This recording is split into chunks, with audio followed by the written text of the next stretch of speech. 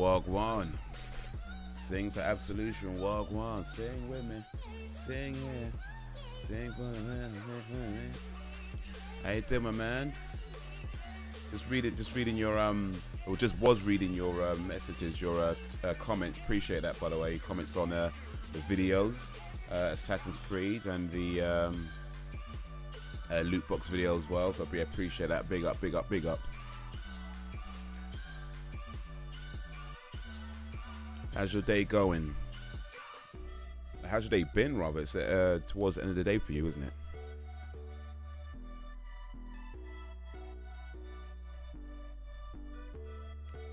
I'm doing good.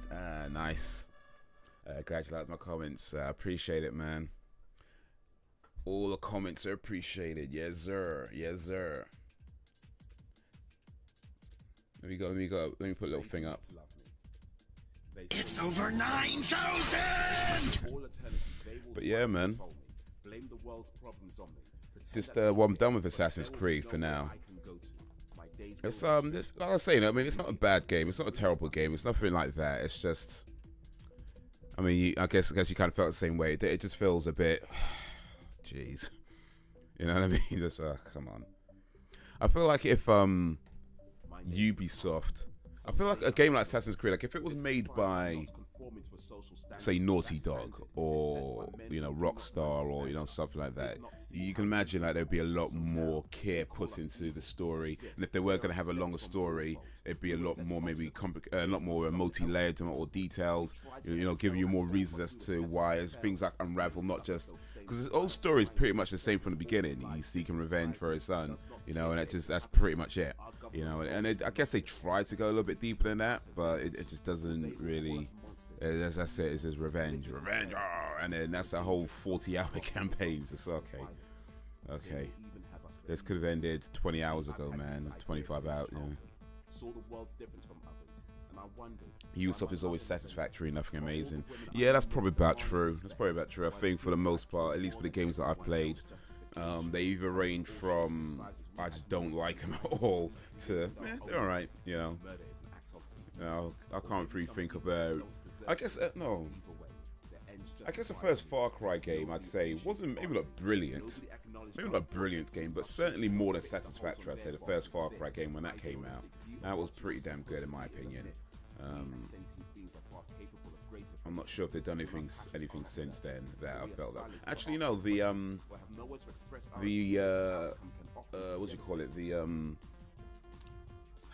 Yeah, they're so great I can't even remember what they're called right now. They're Tom Clancy, Splinter Cell, the first Splinter Cell games, they were pretty good as well. Any thoughts on YouTube Rewind? You know, I haven't actually watched it yet. It's not something that, to be honest, I pay a whole lot of attention to. I know it's a big deal. You know, I know like all the YouTubers like watching it, like, oh, am I in it? And I want to be in it and that kind of thing. And, you know, good for them. I'm not trying to knock it or anything. But it's just, I mean, I'll probably watch it eventually. I watched the last maybe couple they did, but not when it came out. I think I watched them probably about a week, 2-3 weeks after they actually came out. But it's just not something I care that much about, to be honest. It's just hard to get riled up about it. I mean, don't get me wrong. If YouTube came to me and said, yeah, I like you, wanting to be in a YouTube Rewind, I'll probably say yes. I mean, I don't expect that to happen anytime soon, but, you know, I'm just saying, if they ask, I'll probably do it, because I'm not saying it's not a cool thing. It's just not something that I particularly care that much about. So, yeah, I'll probably watch it eventually, but, yeah, I'm not in any particular rush. Apparently, it's awful, though. Okay. Well, guess I'm in less of a rush to watch it now, then. The last one they did, it had, you know, The Rock, and it had James Corden, and, you know, guys like that, and, you know, that's so cool and all, but look, I've got nothing against The Rock. I mean, I like The Rock, I really do, and James Corden, I really like what they do with the carpool karaoke. But maybe this is maybe the snobby side of me coming through just a little bit more than it usually does. But it's kind of like, are they really YouTubers? You know, like that. I mean, yes, they are YouTubers in the sense that they are on YouTube. Of course, if you are on YouTube, you are a YouTuber. But in terms of, you know, that old school essence of YouTube where you were just like one person, one camera, and, you know, talking about your day. What up, Banter Wagwan? Banter's in the village. Been a while, but yeah, appreciate you coming back, man. But yeah, you know, that old school YouTubers, you know, one camera, one person, you know, writing their own material, or, you know, come up with vlogging or rambling off the top of their head, you know. And I appreciate YouTube. The landscape of YouTube has changed massively over the you know, 10, 11 years it's been running for. So you don't expect things to just stay the same, of course. And of course, as it gets bigger, more people are going to be involved, bigger production, more money, blah blah blah. You get that, and I appreciate that. I'm not even against that. But at the same time, it's like you got all these creators out there that could really use a platform like, you know, something like YouTube Rewind that might help boost them a little bit. You know what I mean? And I'm not talking about myself specifically. I'm still small time. But you know, the people who are like reaching like the sort of 20,000, you know, sort of subs and gaining a little bit of a thing, and I just need that little bit of a boost. But then they kind of get snubbed over for, you know, the big stars who don't really need it, and that's where it's kind of like, you know what I mean? And on one hand, of course, it's not really YouTube. I mean, it's not really the YouTube's response. Well, I mean, kind of is, but it kind of isn't. What I'm trying to say is that I appreciate why they would promote someone like The Rock and James Corden and, you know, guys like that over, you know, more the homegrown stuff, because they do bring in bigger names, and of course they need to make money, and they need to present this image of, you know, who's on their platform and, you know, who's putting videos on their platform and create that. I get that, but at the same time, when it's comes at the expense, and to be fair, they have put some smaller creators on the YouTube rewinds. They have, so it's not like they've never done it, but it would be nice if there was maybe a few more that would be like, okay, cool, you know, these are guys that you can look out for. These are guys that you might want to pay a bit more attention to. Be guys that you can get that little boost, and maybe it puts them into that next sort of level, you know, more like that. Maybe not just like a couple, you know, 2, 3, whatever it was. I can't remember how they put the last one. It wasn't that many of the small guys. It was like a bunch of big creators and all these sort of mainstream guys, and then maybe a few little people that you know what I mean. So yeah, it's just not something I could get. It's not something I care that much about. I mean, it's a cool thing, I suppose, but end of the day, it's just meh. You know what I mean? That's how I feel about it. A little bit of a rant to start the live stream. Why not? Came to say hi. Sorry, can't stay. Gotta get to school early. Student council. Are you in a student council? All right, okay. I appreciate you coming through. I appreciate you coming. Hey, whether you can stay for a little bit or a lull a bit, it's all appreciated, man. So big up yourselves, Banter. Good luck for the school council. And I hope that goes well for you. Stay for a few minutes though. All right, awesome. Stay for where you can, but you know, if you gotta go, you gotta go. It's all good. I appreciate it. I appreciate you coming through, man. But I understand people got things to do. You get me. Man's got things. Yeah, rewind is rigged. Haze in Rewinds 2018. Well, we'll see. You never say never, right? Never say never. And if they say to me, hey, do you want to be in a YouTube Rewind? I'd be like, yes, please. But just because I like to be in stuff, for that simple reason, I like to be in stuff, you know. But it's, yeah, as far as, I mean, like I said, I'll probably watch it eventually, but I'm just not in any particular rush to. That's all. And it would be nice if they had more smaller creators, or at least did something where you got, say you got a YouTube Rewind and did maybe another video each year that focused more on the smaller creators, you know, the sort of up and coming guys, and to give them a little bit of a boost, you know. I think maybe something like that. If not in the main Rewind, at least something that, you know, helps give those guys a little bit of a boost. But I'll be more interested in that sort of thing, to be honest. But all these guys, it's like, hey, I know who they are already. They're big, they're famous.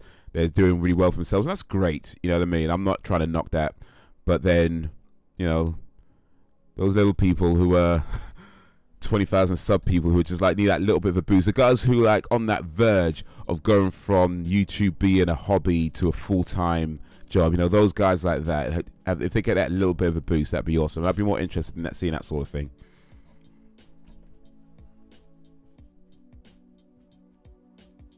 We need to get ready for a year 6 taster day. Okay, they're giving you food? Cool. Year 6s are coming to my high school. Oh, right, they taster as in, right, gotcha. Okay, I know what you mean. So when the people who are at the end of primary school, they come to your school to see what secondary school is like. I know what you're talking about. Yeah, they do those in schools. Those things are bullshit though, aren't they? I mean, let's be real. Here's what happens. They get you to be on your best behavior, and all the teachers are like, you know, making everything look nice, and they put everything in, you know, clean up and put everything neat for that day, make it all. And here's the thing, it's not even for the year 6s. The year year sixes don't give a crap about sort of stuff. What it is, it's for the parents to make it look good for them, you know, just to keep. And I don't know, a lot of times they don't even let the parents in the school. But the idea is that, you know, the year sixes come in and it's, oh, it's great, it's great, it's great. They'll tell their parents that, and they go, oh, we're gonna send you there. And then you get there and it's like, it's just a regular school. It's all for like trying to get a good impression. The same with like parents' evenings and things like that. You know, they neaten up and make everything look nice. But then as soon as that's over, everything just goes back to normal. It's just a regular shitty old day at school. I mean, I don't know. Maybe your school is different, but maybe your school. Hopefully, your school is different. But yeah, just making everything look nice for that one day, just to create an impression that doesn't exist. That's what that is, at least in my experience, anyway. We show them around, show lesson structure and so on. Yeah, 6 is the last year of primary school. Yeah, cool. They are, to be honest, but I get points for that. So okay, cool. Well, I get points for it, man. I get brownie points for it, man. I guess it's something different to do in school as well for you guys. It's like just outside of the regular days, it's a bit of a break from the norm. So I guess that's not a bad thing. Not a bad thing. All right, where we at? Here we go. Okay, though St. Mary's was the only high school who got good on the Ofsted rated in Blackpool. Okay. Oh, is that your school, by the way, St. Mary's, or is that some other school? We'll talk a little bit about the gaming and geeking news for a moment, and we get into Destiny 2. So let me switch over to this screen. So let's see what's going on. I think the most interesting thing that I've seen so far is that former WWE World Champion declares he can never wrestle again. I did click on this. It's a Daily Star, which I don't like as a news source, but they're just bloody annoying. But it's talking about Rob Van Dam. He can't wrestle again due to various injuries. And apparently he's been barred from WWE as well. So that's a shame. Well,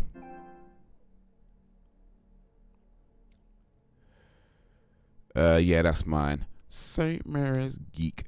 Yeah, you know, we get into that geeky news, man. Well, we try to. Right, gotta get dressed. Gonna leave the stream. All right, cool. Superhot standalone expansion Mind Control Delete out tomorrow on Steam. Oh, what the hell are they talking about? Superhot was out. Hey, have you played Superhot, guys, by the way? Anybody here played Superhot? That's a great game if you've not played it. Well, let me work Superhot standalone expansion Mind Control Delete. Oh, it's an expansion to Superhot. I see what they're saying. Mind Control Delete is an expansion to Superhot, and it's out tomorrow on Steam Early Access. Okay, this could be interesting.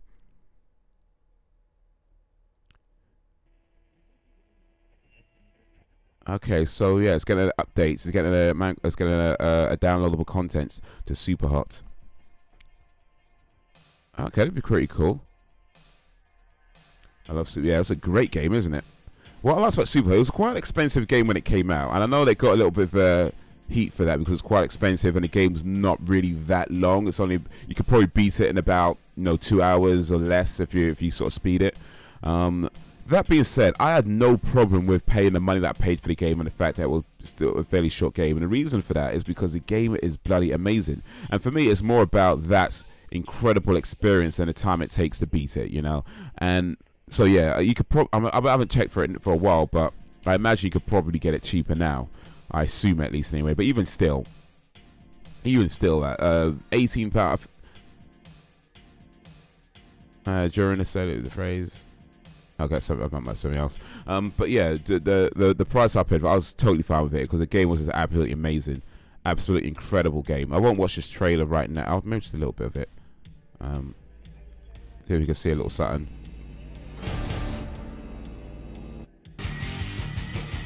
Might get a bit finicky sometimes. Okay. I won't show the whole thing. Okay, might be more of the same. We'll see. But yes, Superhot, definitely one of the best games I've played in a long time. Definitely one of the best indie games out there, in my opinion. Just absolutely brilliant game. So yeah, if that's getting an expansion, then I'll be interested in that. Might have to download that, see if we can do a little live stream of it as well. Ubisoft gives away World of Conflict completely. Oh yeah, you know about this already. They're giving away free games. They've got Assassin's Creed coming next week. Assassin's Creed 3, they're giving away Assassin's Creed 3 for free next week. So if you're interested in Assassin's Creed 3, look out for that.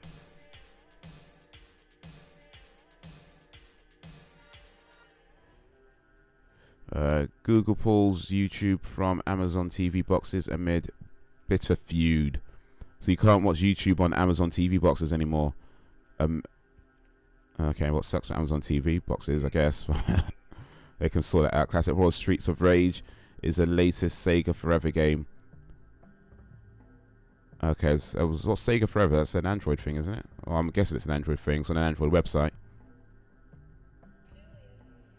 I've got Streets of Rage actually on PC. Sega Forever has given us the chance to relive some classic game experience on Android. Okay, yeah, it's on Android, and they just keep coming. Past titles include Golden Axe, Retro and Beyond, Oasis. The latest is a beat of a classic, Streets of Rage. Streets of Rage is pretty cool. I did like the game actually. I haven't completed it. I just kind of play it every now and then just to have. This is a nostalgia thing, isn't it? So. What else is happening? What else is happening? What else is happening? Let's go to video game news specifically. Oh yeah, Video Game Awards. That's tonight, I believe, actually. Or for you guys, it's tomorrow. For America, it's tomorrow. But for us, it's. I mean, depends how you look at the time zones. It's technically tomorrow for us as well. Actually, don't say be tomorrow. It's tomorrow. Let's say tomorrow because we have to stay up till the morning hours to watch it, whereas I think you guys just have to be up in the evening to watch it. So yeah. But yeah, that's it's soon anyway. The Video Game Awards is soon. Calling it the Video Game Oscars as well. We'll see about that. I guess they're doing pretty well. It's been running for a few years now, so they're doing pretty well. Video Game Oscars, I guess there's probably that title until something else comes along. But right now, I think that is the biggest Video Game Awards going for anything. So, be interested to see what happens there, who wins what. We'll check it out. I don't know if I'd watch it live though, because it is going to be really, really late for me. And I'd rather just sleep, to be honest. So maybe check it in the morning and talk about who won and what I think of it. What else is happening? What else? Video game about cooking eggs. Alright, we'll allow that. Okay, I think that's going to be it for now. Actually, let's check.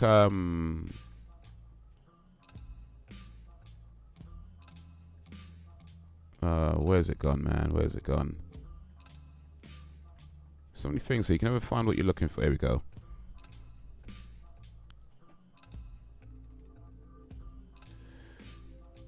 Alright, we'll see what's happening in the YouTube world.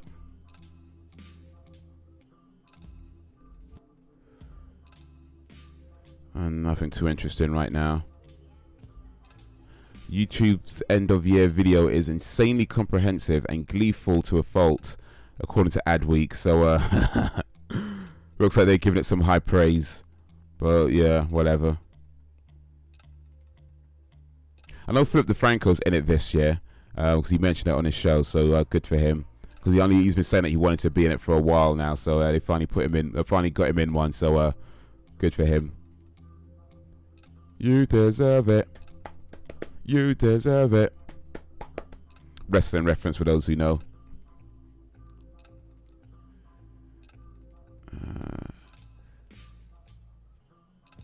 Alright, YouTube star underwent plastic surgery more than 30 times for boyfriend and now regrets it. Well, I mean, yeah. No offense in that, but you do anything for anybody else, or anything sort of life-changing like that for anybody else, almost certainly gonna regret it. What the hell?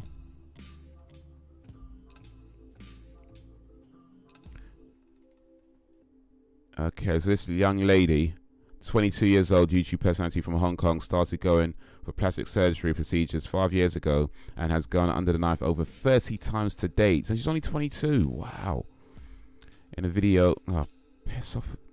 Here's the thing. I get that sites need to run ads to, you know, keep their uptake, you know, to support their websites, you know, run a business. They need to make money. I appreciate that.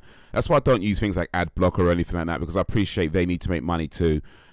I get it, but come on, man, can you not do these pop-ups and all this nonsense where it's like, dude, it's like, you got the Tesco's ad here, fine. If someone's got ads on the side of the screen, fine. You don't need to be like bombarding me with ads on every page. And it's just, there's a point where it's just like, that's just too much, man. I can't, you know what I mean? Just, that's just too much sometimes. It's like, dude, I get it. You can get, and there's plenty of sites out there. Look at something like Facebook. Facebook doesn't do those pop-up adverts, and they do plenty good business. So you can't tell me that you need to have all these intrusive adverts to make good business when Facebook, one of the biggest sites in the world, makes billions and billions just from these regular ads that you see on the side. So no, come on, man. You don't need to have all these pop-up ads, autoplay ads, redirection ads. You know, you don't even know what you click on. Sometimes it goes to an ad and it's just, jeez. They make money.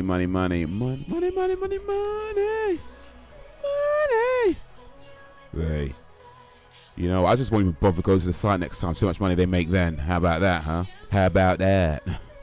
How about that? Oh, by the way, I've got a video coming out for memes, 2017 memes.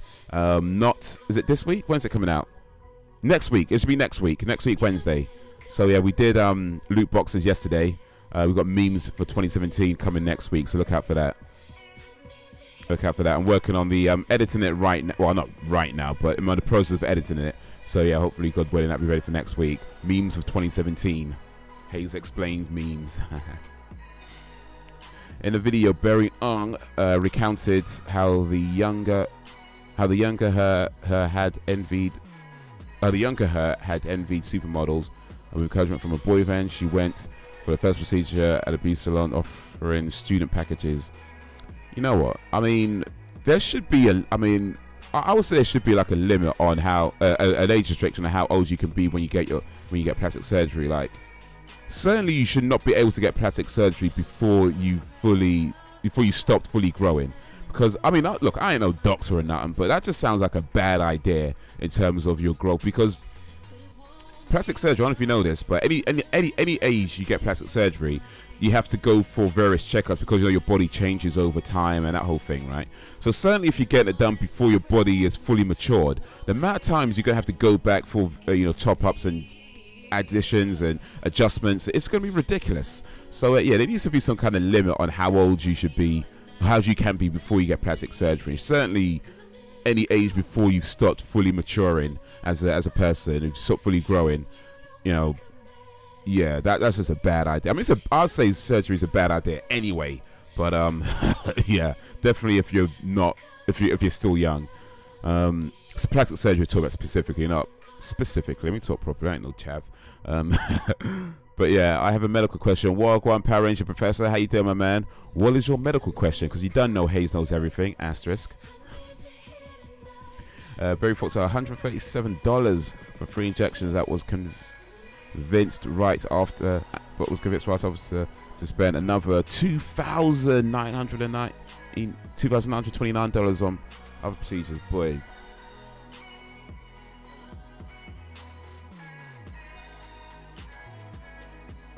I don't get it though. She looks, oh wait, is this, so this is her before. She looks cute before. What does she look like now?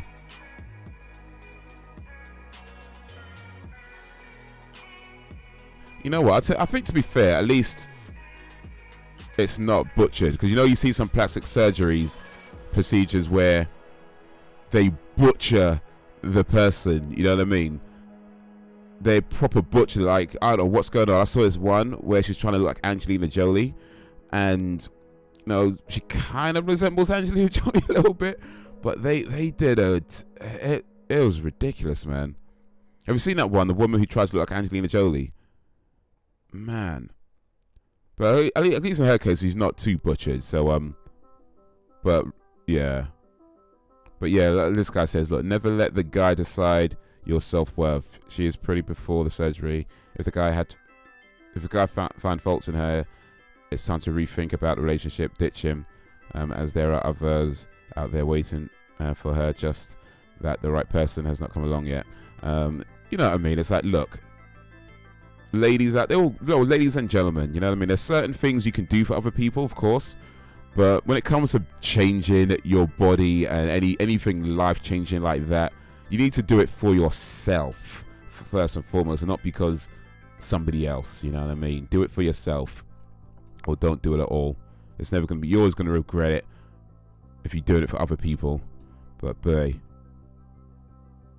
All right then. So what's the medical question? See, so I didn't want to mention my warts, okay, but I tried a needle to get rid of the pus.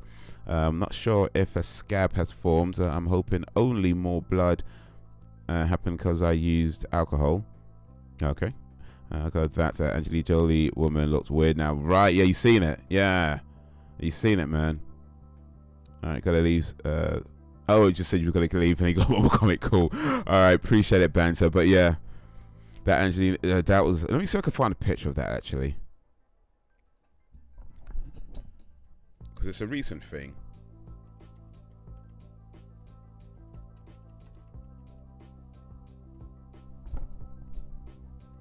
Yeah, this is it. This is it. So that's what she looked like before on the right. And that's what she looks like now on the left. And there's limits there, man. I mean, you gotta think there's gotta be, and that's another thing as well. Like plastic surgeons, I don't know if there's any laws around how much plastic surgery they can give.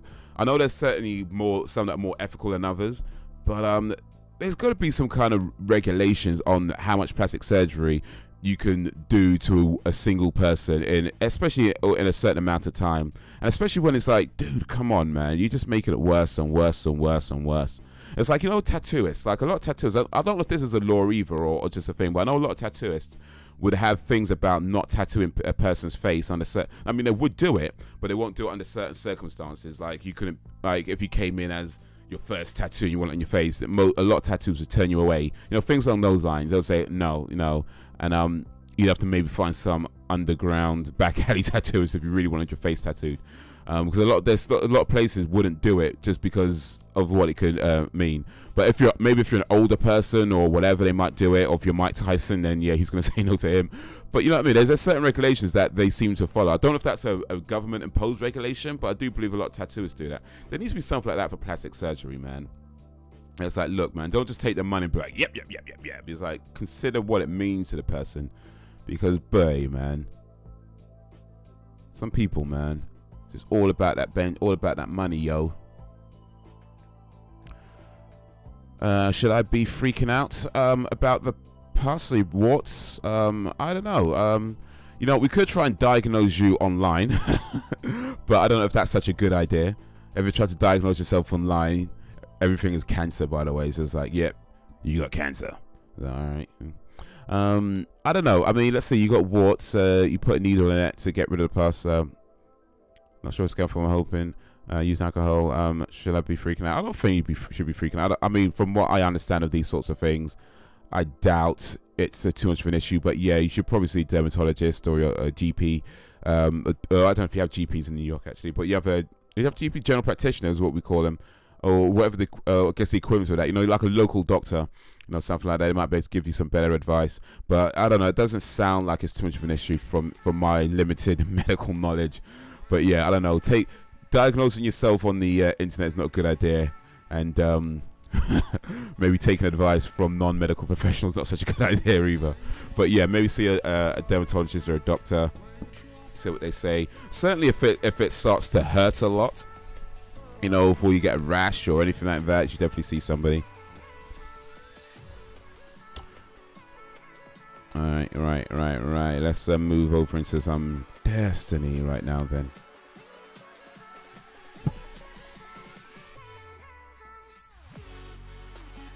Destiny.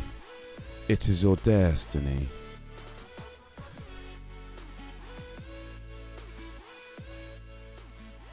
Turn that down a bit. Too much.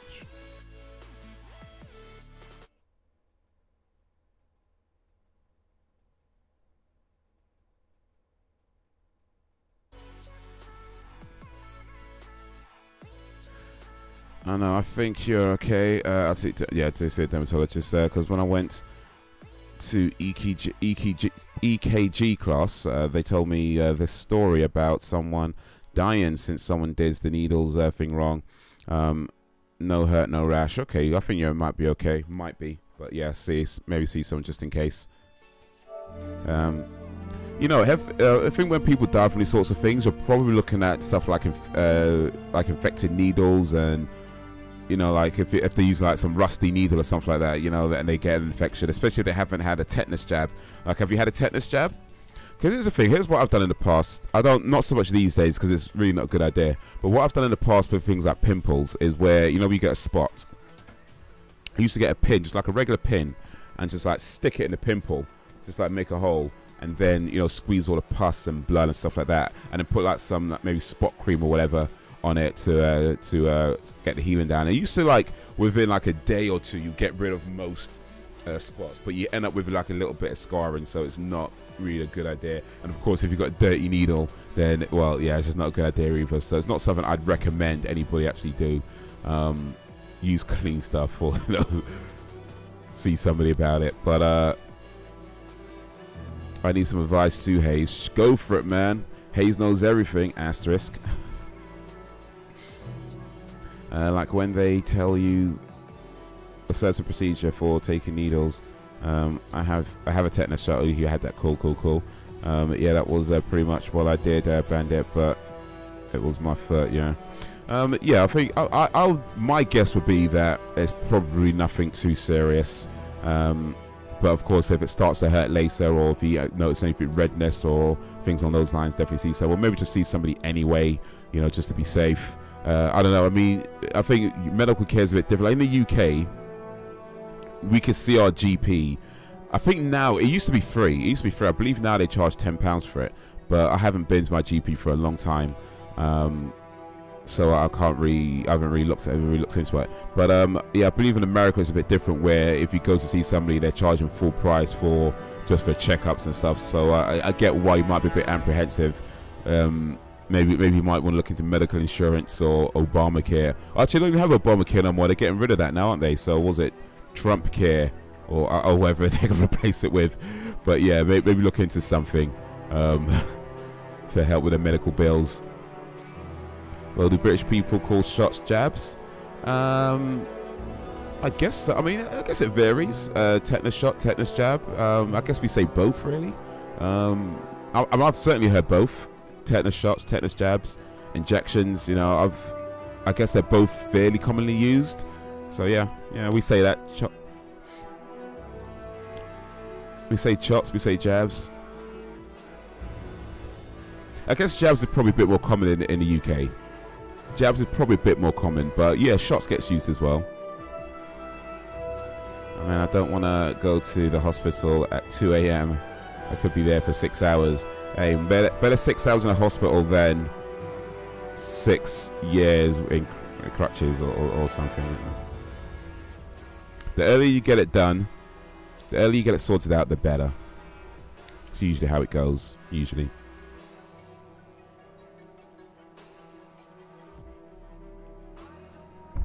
Well, there's like 10 fires in California today and an earthquake. Should I move? Oh, right. We've been hearing about the California earthquakes. California fires. Are you in the evacuation zone, or is your area still somewhat safe? I mean, I'm always here. Well, not always, but I do hear quite a lot of earthquakes in California. But I think most of them are fairly small and aren't very disruptive. I'm sure if you're used to living there, you're probably like, oh, just another earthquake. Okay, yeah, fine, just go about my day. Should you move? I don't know. Is it affecting, you know, just your day and going about things? And are you in a? I'd say if you enjoy living there, and if it's not dangerous for you to live there, then cool. If you don't enjoy living there, then yeah, maybe it's not worth all the hassle. If it was 10 AM, it'll be okay. I think the states are fighting Trump over it. Okay. Man needs to do something though, you get me? You get me? So like my puncture won't make me die while I sleep, right? Well, no promises, but hey. The Red War. I'm not sure if I'm done with Earth yet, but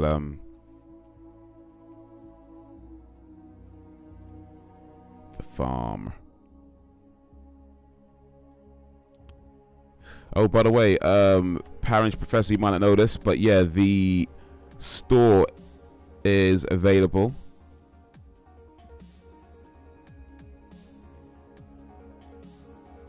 Okay, let me do this right quick. Oh wait, or should I do this? Poor reception. These ones might be too low though. No, we'll see. We'll see. We'll try to do this and then we'll move on. But yeah, store is available where you can spend the shillings that you earn in the chat. So yeah, check out the store. That's live. No, I'm not. I'm totally safe for now. Cool. For now. Well, that's good. That's good. But it's definitely worth considering. Maybe not moving permanently. Maybe moving temporarily ahead of time, because I mean, it's safe for now. But if it is heading towards where you are, it may be best to move before you are evacuated, because I think once the evacuation goes official, that's when everybody's moving and it gets could get a bit hectic. I mean, I'd assume that anyway. I've never been in that sort of situation, so I can't talk from experience, but I'd assume that once it's announced that yeah, you have to move, it can get a bit hectic. So it may be worthwhile looking to move ahead of time, or at least get your important stuff out the way ahead of time, so that that's all done. I mean, it's in the, oh wait, we could do it here. Start adventure. I love and hate California. I went through. Oh wait, I messed up. Yeah, how do I get to the store? There's a link in the description to where the store is. I think it's on the first few lines actually. So if you look in the description, there's a link there to the store. How do I? Oh wait, I heard last night, but stretch for it. Okay, about the fires. Yeah, they've been going for a few days now, I think actually. Raging wildfires. Thanks for checking in, you two. I love and hate California. I went through the California's biggest wildfires in 2003, 2007, 2014. Dev's got an idea that's crazy enough to work. Barely missed all three of those fires. My neighbor down their streets lost their homes. Ah, damn, it's a shame, man. That's a damn shame. Yeah, I mean, would you say? I mean, I don't know. I guess can you get fireproof? Can you get fireproof houses? Is that a thing? I guess they're called bunkers. Some underground thing where you just like go where there's a fire. Underground bunker. But I don't know. I don't know if you want to be underground in a fire though. That might not be such a good idea, especially when if there's all rubble and stuff.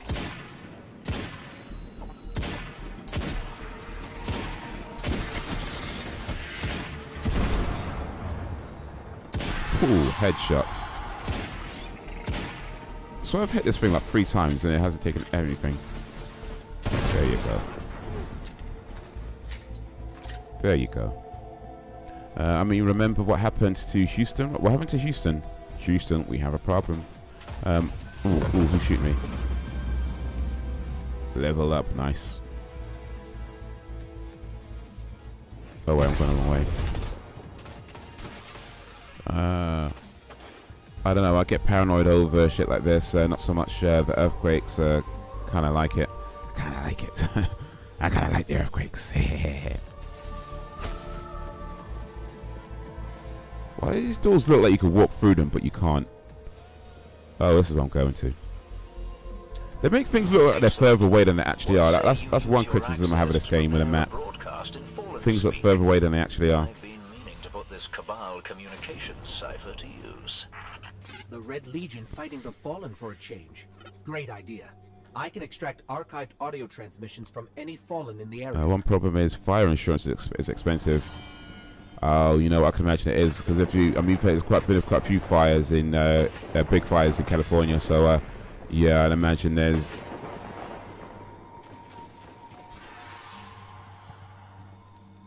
fallen record fragments collectors. Okay, so which way am I going?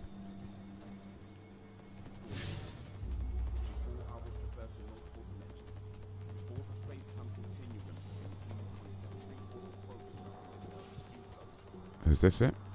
So yeah, I can imagine it would be expensive. Well, it would be now at least. Yeah.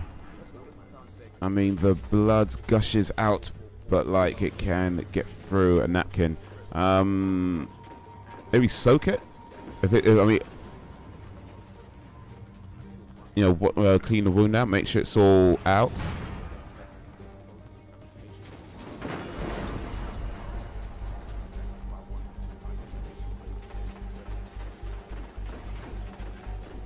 Okay, where am I going though? Can it be clear on record fallen vocal fragments? Okay, cool, but where? Because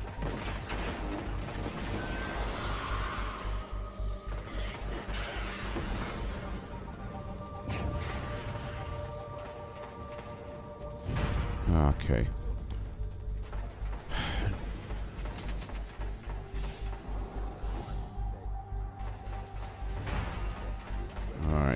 Jeez, okay. I think the blood may also just be from a blister. Possibly. I'd say wrap it up in tissue.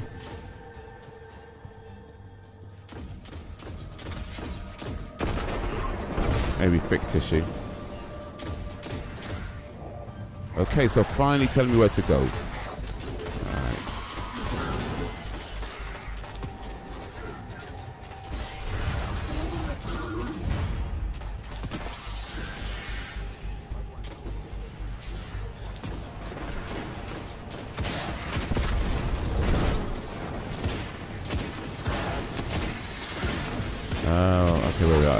Harvey, the most expensive U.S. natural disaster caused huge floods in Houston, etc. Okay, I see. That's what you meant.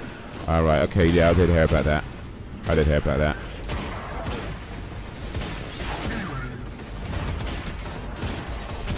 Oh, they're all coming out now.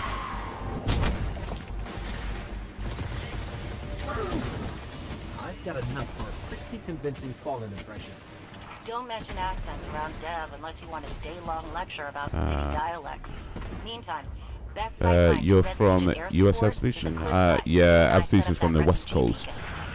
West side till we die. Yeah, Absolution's on the West, Parents Professors on the East. So yeah, we got East Coast and West Coast repping right now in the village.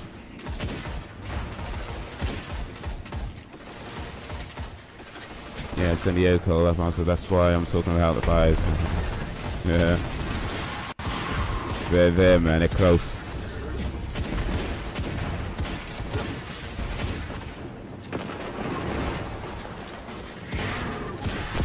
Headshot, man. Boom. Find an ambush site, sorry.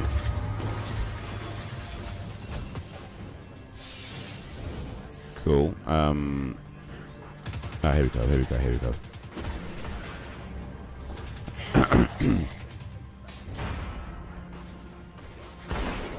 Yeah, it's called Destiny. It looks like an N64 game. It is your destiny to play old school. You know, I'll say, I don't know if it, yeah, maybe an N64. I don't know if it's that dated. It's pretty. No, I think the graphics are okay. The graphics are pretty cool. That being said, yeah, it kind of looks like, aside from the graphical fidelity, it does kind of look like GoldenEye or something. Yeah. And not just because it's a first-person shooter, it does kind of look like GoldenEye. To be fair, like if you imagine GoldenEye was made now, I say this is that it's like that to an extent, not exactly, of course. GoldenEye is isn't set in some dystopian world, so and maybe it's nothing like GoldenEye. What the frick am I talking about? All right, this way.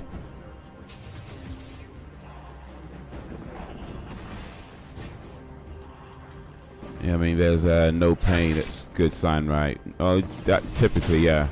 If it doesn't hurt, usually means something is okay.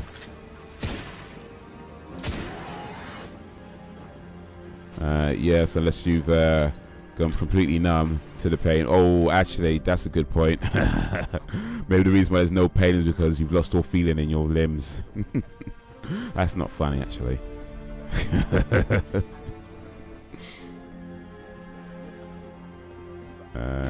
You're from Canada? I believe we have to go back into the mines again. Canada? Chin up, you two. Good news, you'll be able to use a Oh, polar Canada. teleporter to reach the top.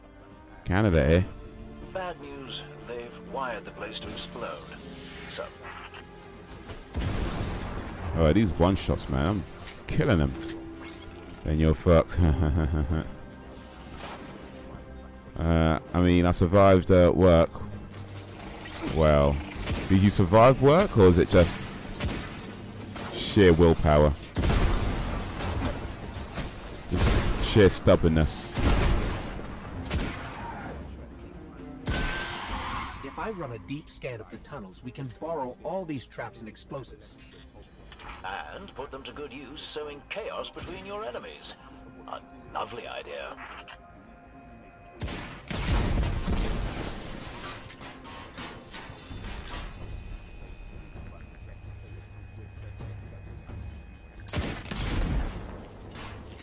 Your enemies are my enemies. I'm glad that my pain... Wait, I'm glad my pain and then my numbness is amusing. Well, you gotta look on the bright side of life, you know, like Monty Python says, always look on the bright side of life.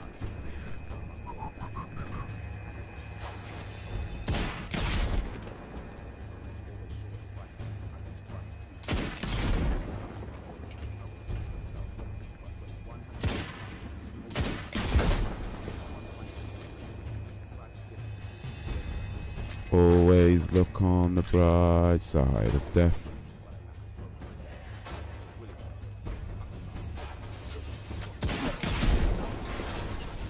Oh, somebody's shooting at me. Somebody's got some rockets, man. Damn.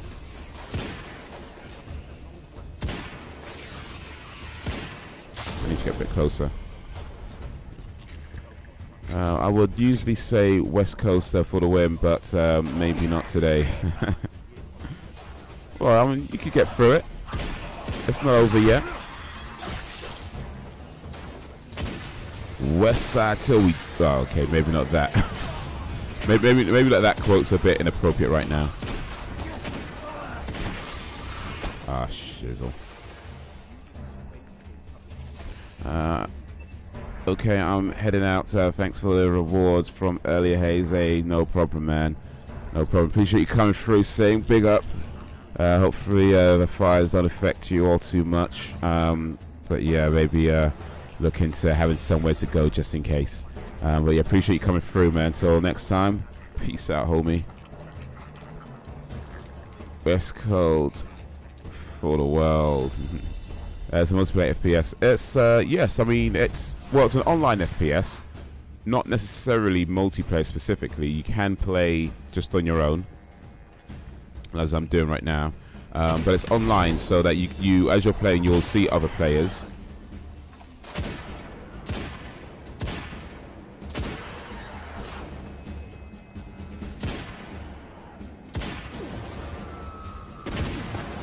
And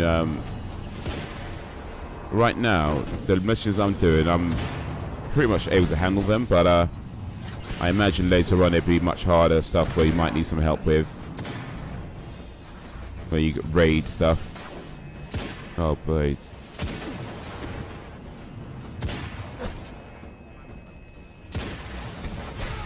I better be careful, man. I got feeling in my limbs, just not the puncture, okay. Just not where it masses. I can feel it. Oh, he's down.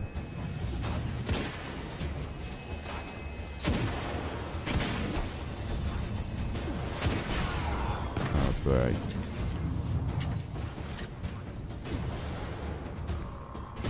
I got a feeling, ooh, that tonight's gonna be a good night.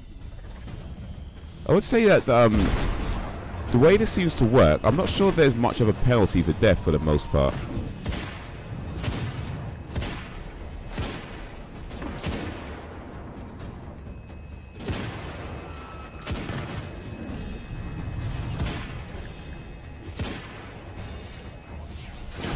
Shit.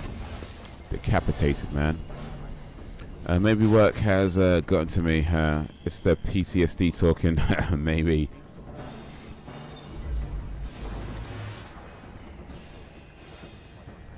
Yeah, like it doesn't really seem to be much of a penalty for when you die. Like it respawns you near the point, and it just seems everything you've done so far is like, okay, it's still there. You're not starting again or anything like that.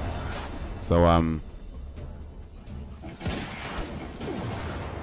Rasclats.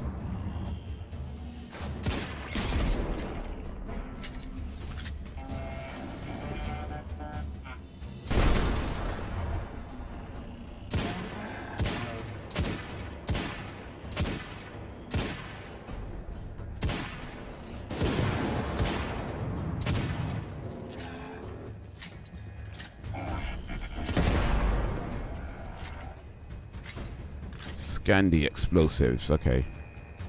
There we go.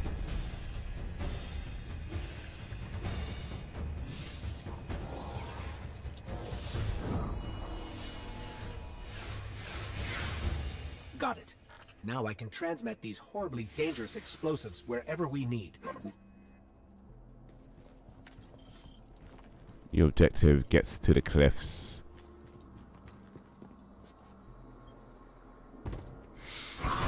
Have you played Destiny or Destiny 2? Anybody in the chat? Professor or anybody else? Prepare the ambush.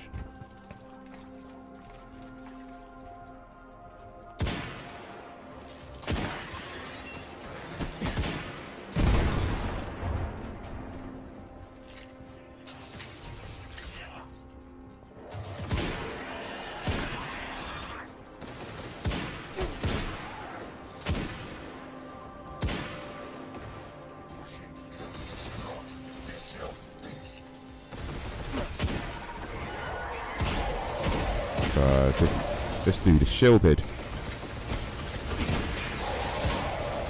Not anymore, he ain't.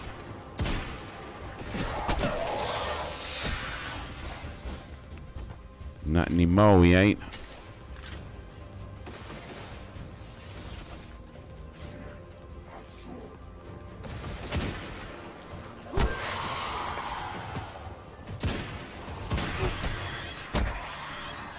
I swear my punches seems to be more powerful than my guns. Like I punch them and it's like one shot.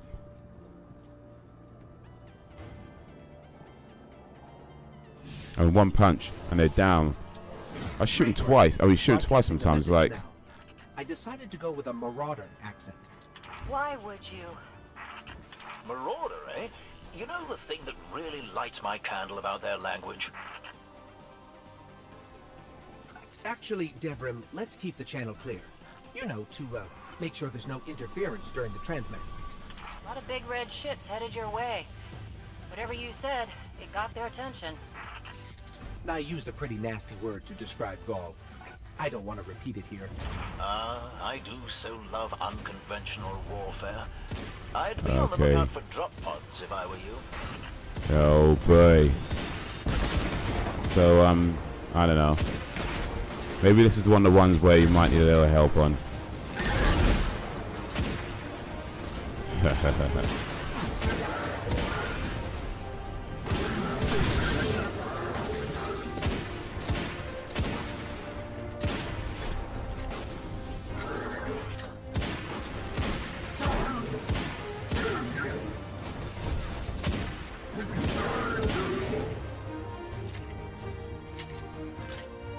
Alright, get this man, get him. Ambush the Red Legion. Wait, is there somebody? Oh wait, there's one more. Not anymore, there ain't.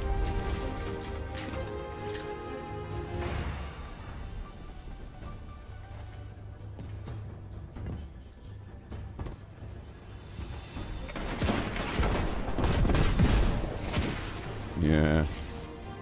NS, what's NS? Oh, this dude's proper shielded up. You can see him. Oh, I didn't even actually. It was just for show. Nice shot. All right, cool. Appreciate that, man. Big up.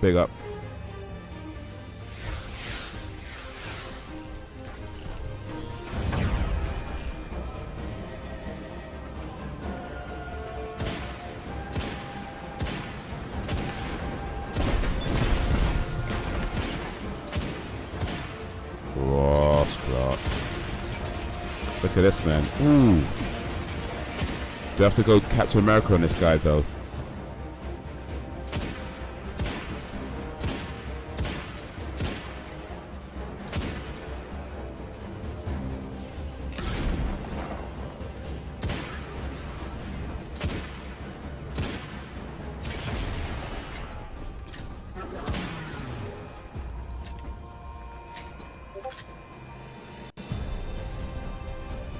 I could hear the explosions all the way back here. I bet it was quite a show. Which means the Fallen and Red Legion heard it too. We'll let them shoot at each other for a while and clean up whatever's left. Great work. Did it, boys. Sorry, boys. Alright. So...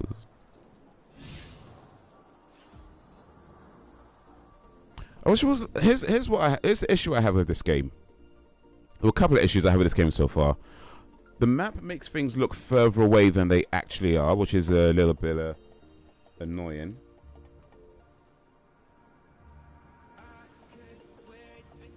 So there's that. There's also, like, it's not always clear when you are...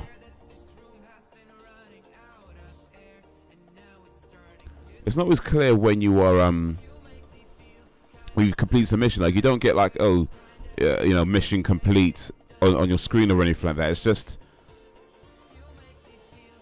like something happens, like, okay, doesn't mean I'm done, you know? It's not always clear. So, yeah, that's my issue with this. I think it needs to be a little bit clearer. Just have something on the screen that says mission complete, objective complete, something like that. So I'll know, okay, that was the end of the mission. Cool. And scale it. I mean, look right now. It looks like this place, like where I've got now, poor reception. It looks ages away. Like the way it is right now. If I want to click track on it, it looks like it's super far away. But let me go there now. It's probably not going to take that long to get there. The way it looks is like I have to do some serious tracking, some serious trekking rather.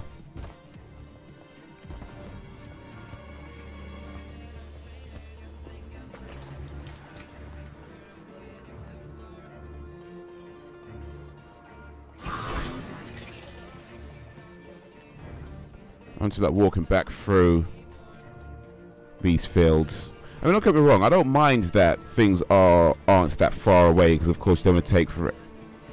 You don't want to be walking for ages, you know what I mean? You'd rather not do that. But it's just, it creates an impression that you're going to have to do so much walking. And it's like, actually, it's just there, really. Just around the corner.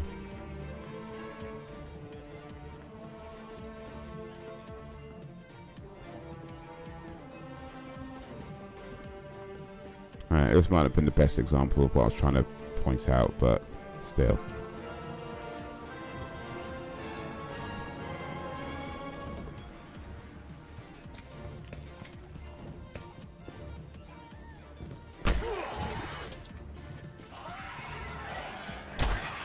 How my punches more powerful than my guns, though? For real, though. That's funny to me.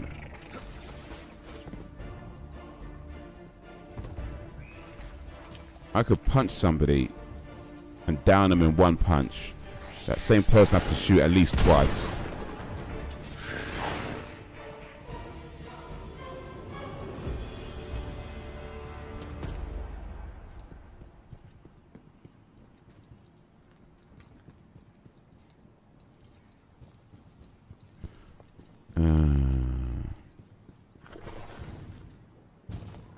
You make me feel kinda anything I could. Yeah, this might not be the best example of the point I was trying to make. Really. I'm walking for a while now.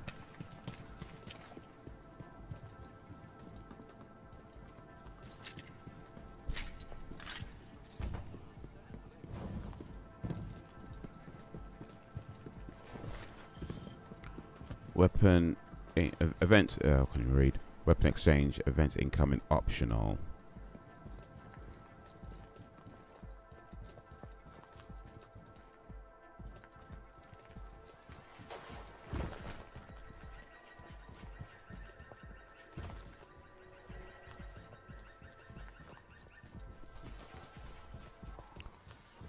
Yeah, we do this. There's a public event, so this might be worth doing while it's available. We could do that with stuff later on.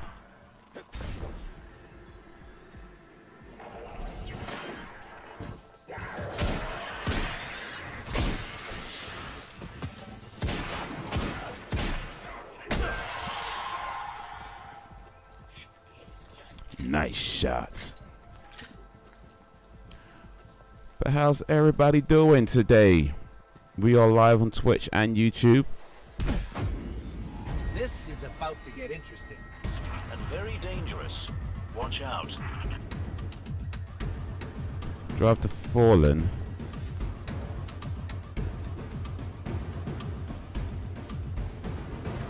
Drive the Fallen away from their weapons.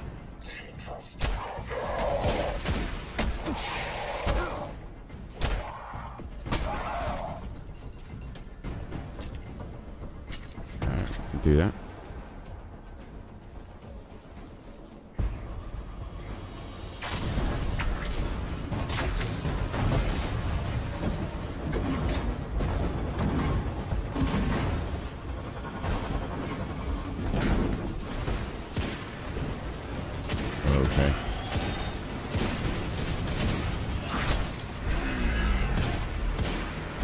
Oh shit. Alright, now we go Captain America right now.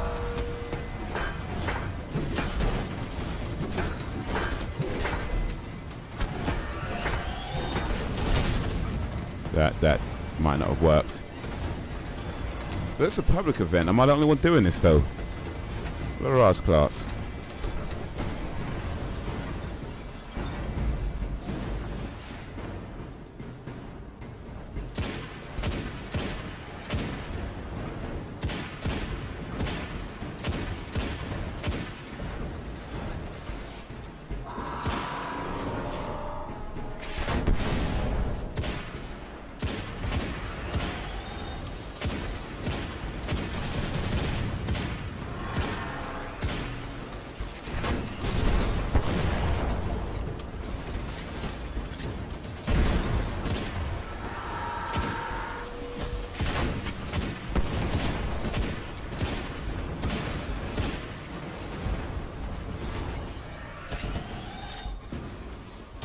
Holy Ross. Defeat the Arsenal Walker protecting the caches. I've got 2 minutes to do this.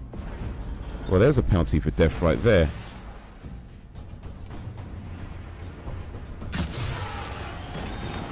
I've got 2.5 minutes to beat this big ass thing. I'm not taking no nearly enough damage. I need some help. I need to either get some help or have a much higher power level to do this. I ran out of ammo, man. Damn.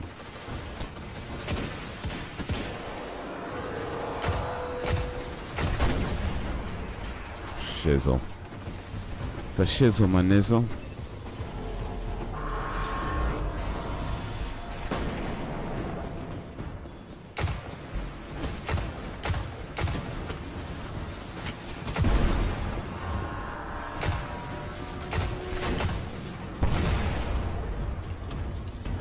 I think this game should have, or maybe it does have, and I just haven't seen how to do it yet. But with World of Warcraft, you could send out a sort of like a message to just the people around you saying, hey, I'm going to do some quests, anyone who want to join me? And you might get some people that will come with you.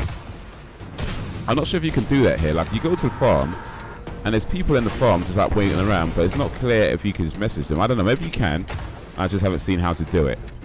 But that's something that this game should have if it doesn't have it already. Oh boy, I'm not taking nowhere near enough damage.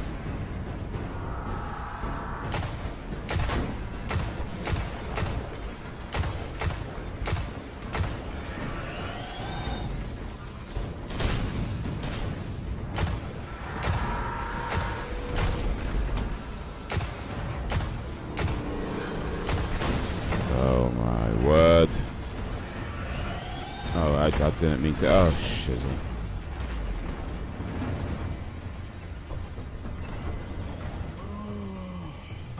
Fatality.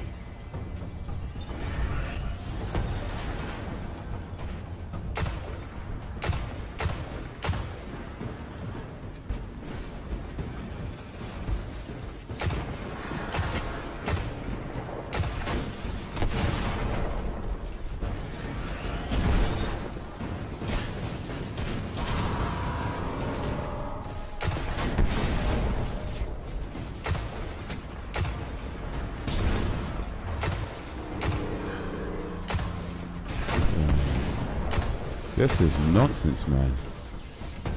I'm mostly taking off like the most smallest amount of health. Where'd it go? Oh, is it? Is that it? Our target catch is on the way out. Oh, Keep them on their toes. Much appreciated. destroyed. Oh, okay, I didn't get it.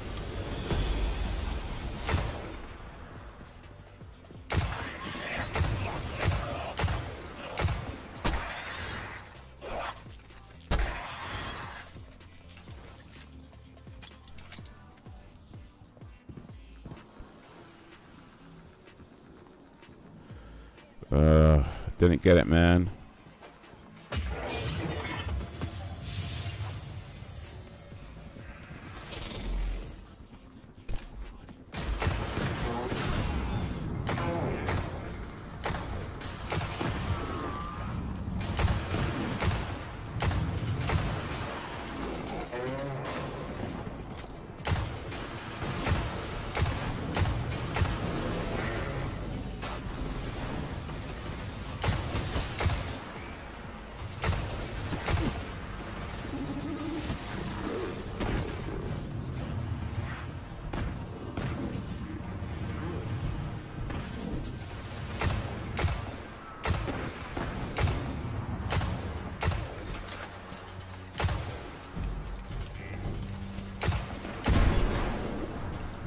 Okay, yo.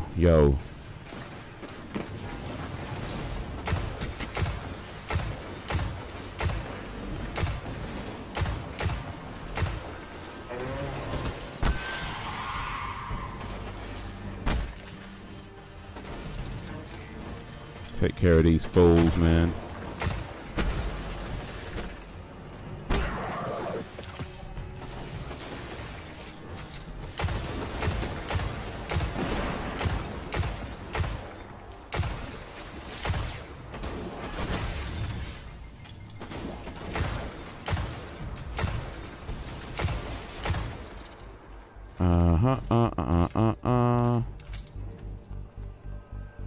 Wait, is that all of them? Come on. That wasn't all of them. Oh, they're ass clots. Anyway, let's do this thing.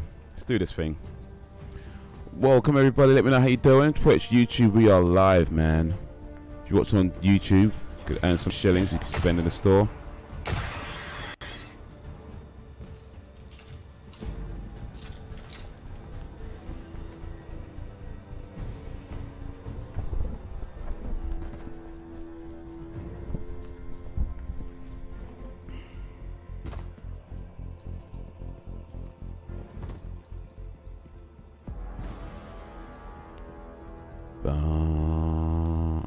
There we go. Start the adventure.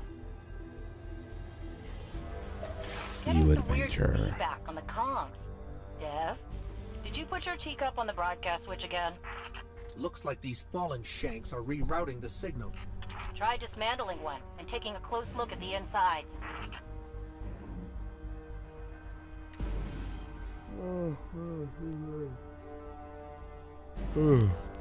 Investigate the feedback. Alright, was it negative feedback or positive feedback? I mean, what happened? Was it constructive?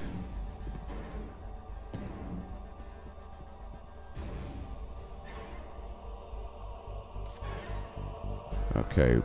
Again, it's nice if they actually tell you where you're supposed to be going. Investigate feedback. Okay, cool.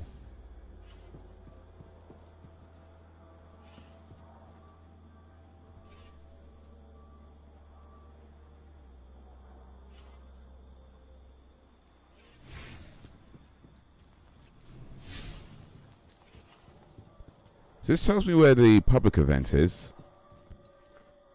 Bro, you're not telling me where my actual mission that I'm supposed to be doing right now is.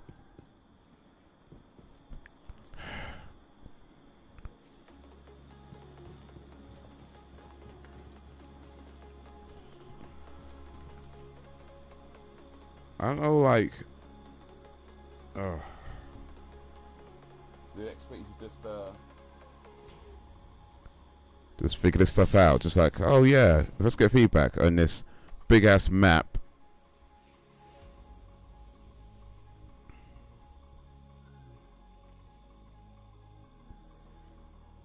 I was like, okay, cool.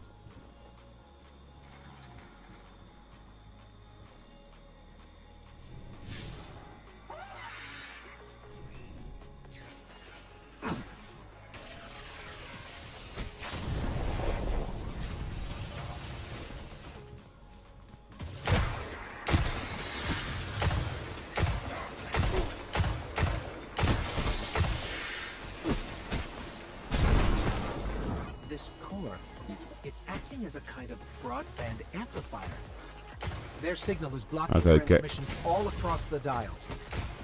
That won't do. We need the airwaves to be clear if we're to reach those poor souls who fled the city. Why do you think they're trying to jam us, Def? There's a signal antenna nearby. I can use the core to try to find the source of whatever the Where'd that big fella go? They missed their opportunity to take over this area after our friend touched the shard. And now they're too scared to fight us head on. Typical Fallen. I lost the connect. Fallen are jamming us.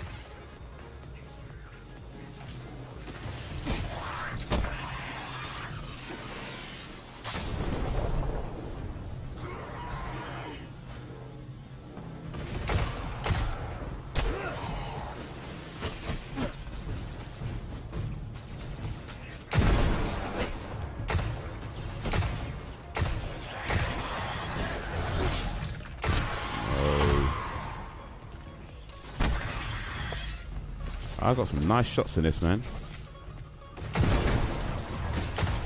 They're one-shotting, man.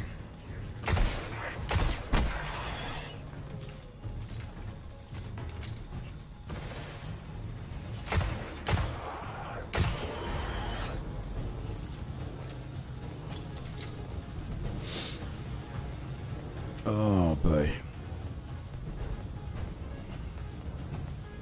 Yo, Belgian Dan Wagwan. How you doing, homie? How you doing, big fella? Sorry if I missed that message. If I didn't see it right away, apologies for that. But yeah, man, how you doing, my man? How's your day going so far? I guess it's still early for you, right? Be about 9-ish, 20 past 9 for you now.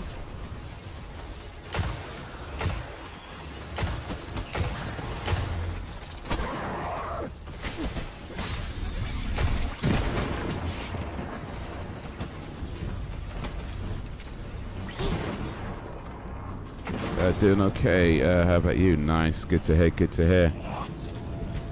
Ooh, I'm doing well, man. I'm doing well. A catch has been reported en route to an ether drop. I'm doing well, man. I been up. Well, I'm usually up quite early, so that's not even news. That's just what I do. I get up early. But yeah, you know that Nintendo video I've been talking about. I've got all the parts I need for it, all the things I need for it. So I need to start filming. I should be able to start filming it today, and hopefully have that ready in a few weeks or so.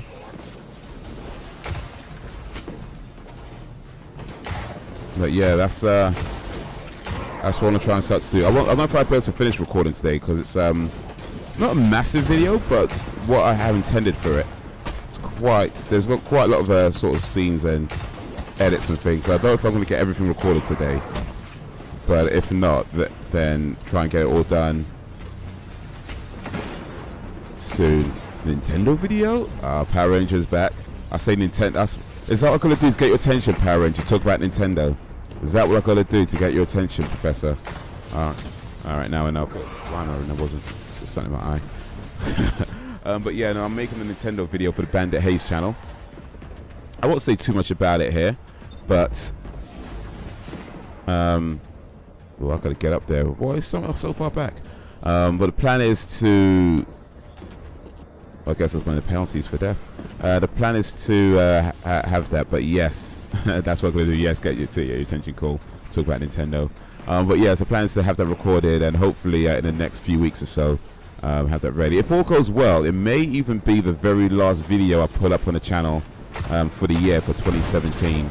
It just might be the last video I put on the channel for 2017, but we'll have to see how that goes. But yeah, it's ready to go. I mean, it's ready to film, ready to start recording.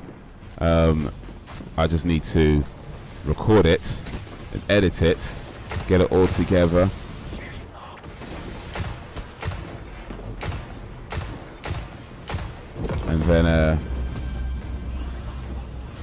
And then yeah, release that fit, man. Release that ish.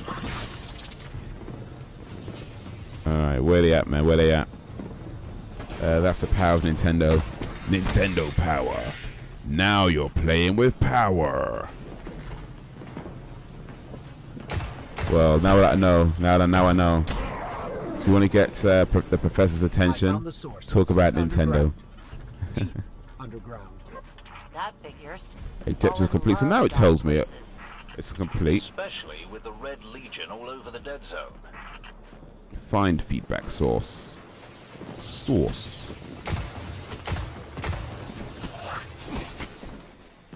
Gotta take care of these fools though. Go Nintendo Power Ranger. Yeah. That's a question actually, Professor. If you was a Power Ranger, what would your color be, and what would your name be? Like, what would your dinosaur be? Like, what Zord would you be? Is what I'm trying to say. That's what I mean. So if you was a Power Ranger, what would your Zord be?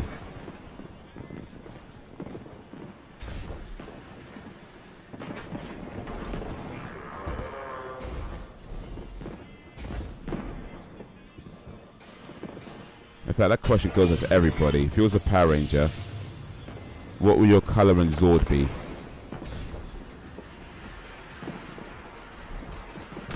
Better watch these jumps, man.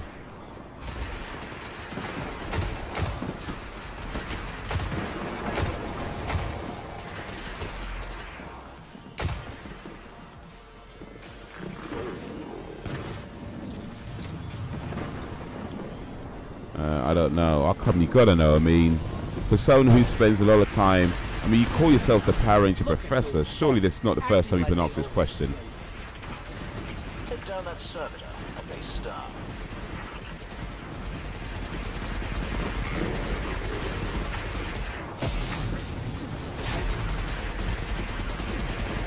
Immune. Okay.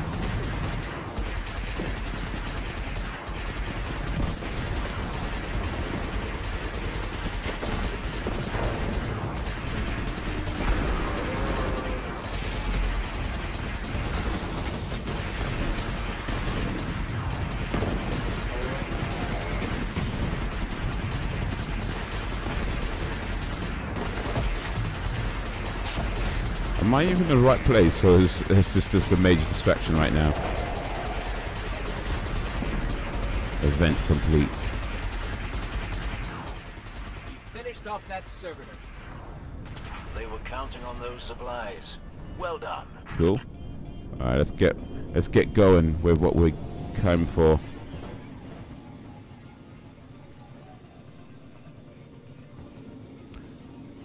I don't wanna lose somebody. Who's shooting me? These fools. Break yourself, fool!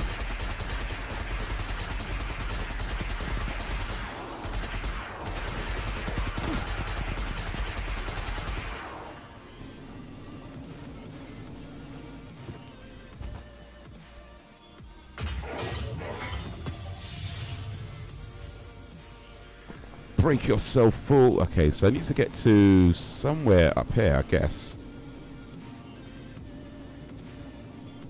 Or somewhere over on that side, but first of all, I'm just going in the opposite direction. So this way, maybe. And now you're playing with power. Internet advertisements from back in the day. Okay, that's something to check a bit later on. Have you guys seen a film called The Wizard?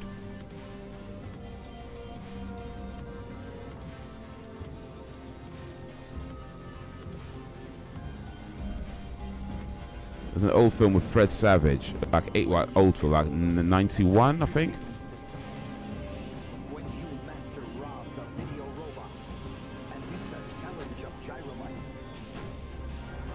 I can't see the road I'm supposed to be taking. The Wizard. It's called, yeah, Wizard. Yeah. Yeah, Fred Savage. Here we go.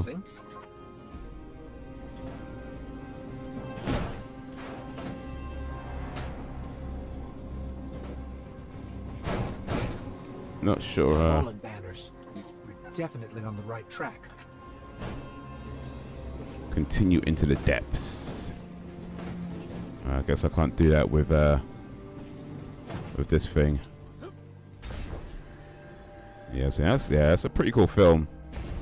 I remember when it came out, I really wanted to see it, but I never got to see it.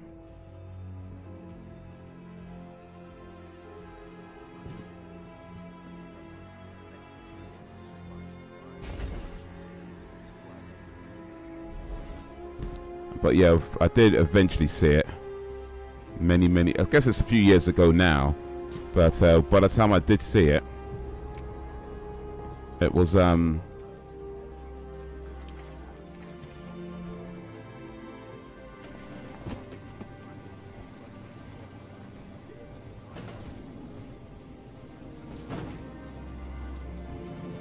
the time I did see it, it was quite some years after it came out.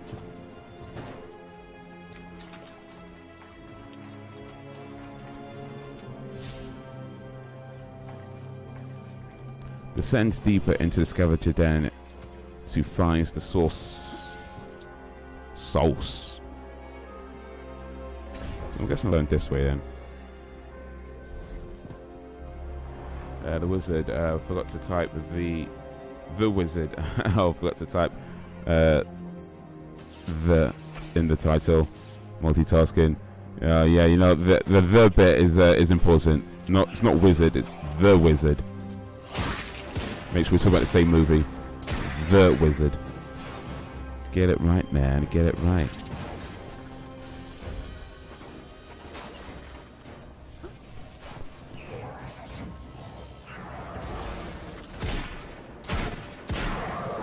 Bypass the barrier. Yeah, it's an interesting. It's a pretty cool film. I mean, I remember watching it when I finally got to see it, and I was probably in my 20s or maybe even early 30s when I saw it for the first time. And yeah, it's certainly not a film aimed at adults, so there's that to bear in mind. But even still, even though I hadn't seen it when I wanted to see it originally, I still enjoyed it. You know, it's a well, I mean, we're not talking like masterpiece movie making here, but it's just a fun film, isn't it? You know, and it's got I think is it Tobey Maguire, like when he was really young. Like he plays a kid who's like supposed to be really good at the arcades.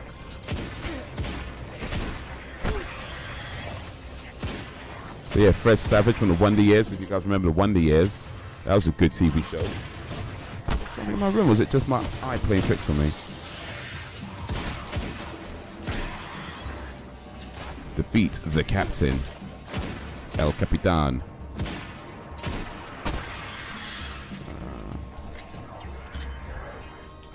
Yeah, I got to get good by getting it right. Yeah, get it right. Get good. Get good. Is that the captain here? I need to shoot him to find out.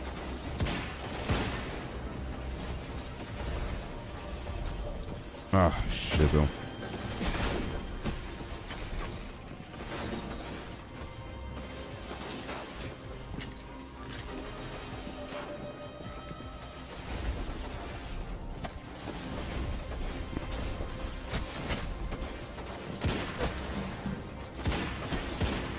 Get good.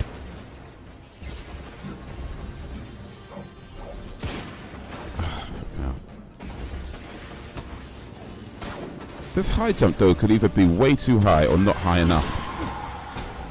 Okay, that's got to be the captain.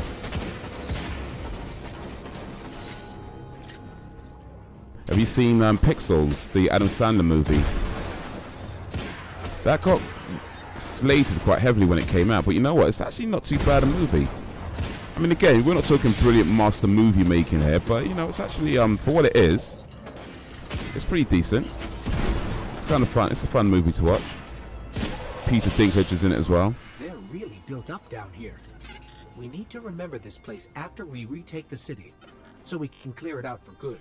Yeah, it's better than expected. Indeed, indeed. You know, I watched it on Netflix and not sacrifice more people.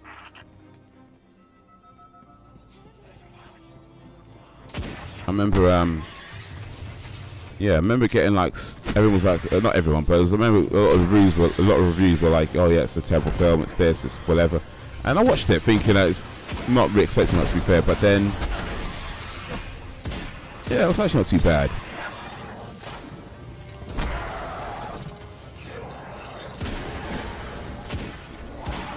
Oh shit, man. Just fell underneath this. What the hell? I thought I was let me get out of this thing. Okay, how can I? Oh, here we go. I thought I was going to hate it, but it's not that bad. Sure, not a classic, but an okay movie. Exactly. And I like the whole thing about him being this guy who was like really good at video games in the 80s. You know, really good at arcades, but he's kind of grown up and, you know, games have changed and he's, you know what I mean, he's like, he was playing a PlayStation, he was playing The Last of Us. Playing The Last of Us, like, oh yeah, it's too violent, and then he talk about patterns, how you got to memorize the patterns, and the kid's like, patterns? You know what I mean? That's kind of the difference, a lot of the bigger difference. Flipping out again. That's one of the differences between sort of old school games and some modern games. I mean, don't get me wrong, there are still patterns in modern games, but when you look at something like, you know, The Last of Us, you know, games like that, they're less reliant on patterns, or at least less reliable on easily figurable out patterns, you know.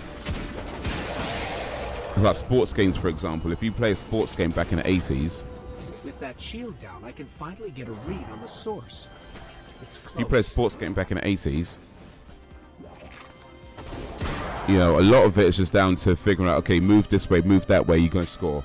Move this way, move that way, you're going to score. Run down the side, turn to the left, you're going to score. You figure these things out pretty easily when you've been playing for a while, right? But nowadays when you play games, that you whatever patterns that may be, you know, because it's so randomized and so, you know, algorithms and everything else, they're less, you know, as easy to figure out. So they're less reliant on those sorts of things. But back in the 80s, yeah, it was a lot of it was down to you understand a pattern, and then you kind of go from there. Like, that's why things like Cuphead is such a throwback to those old school games, because that's what was all about, the patterns, you know. Pattern recognition was very important for a long time. Exactly, you know.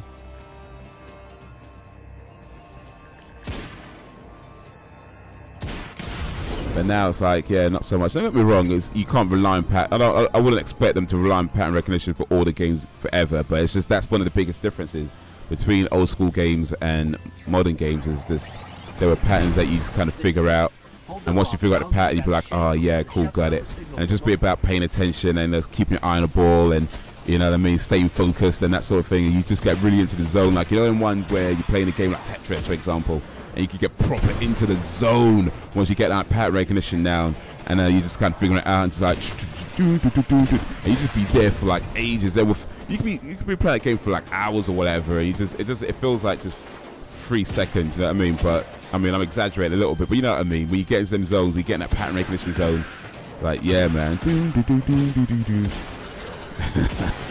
But yeah, it's a decent movie. The only thing I thought was a bit silly about it, I mean, granted it's a movie, and the movie it's not trying to be realistic or whatever, I get that.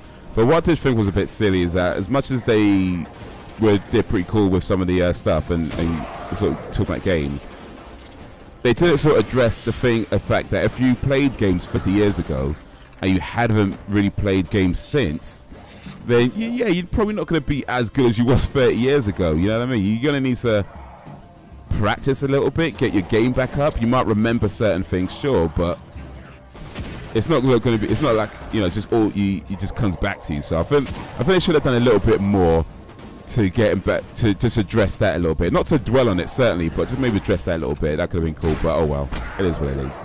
It is what it is. It's not a terrible thing. It's a silly movie anyway. So it's just a fun, silly movie to watch. So it's all good.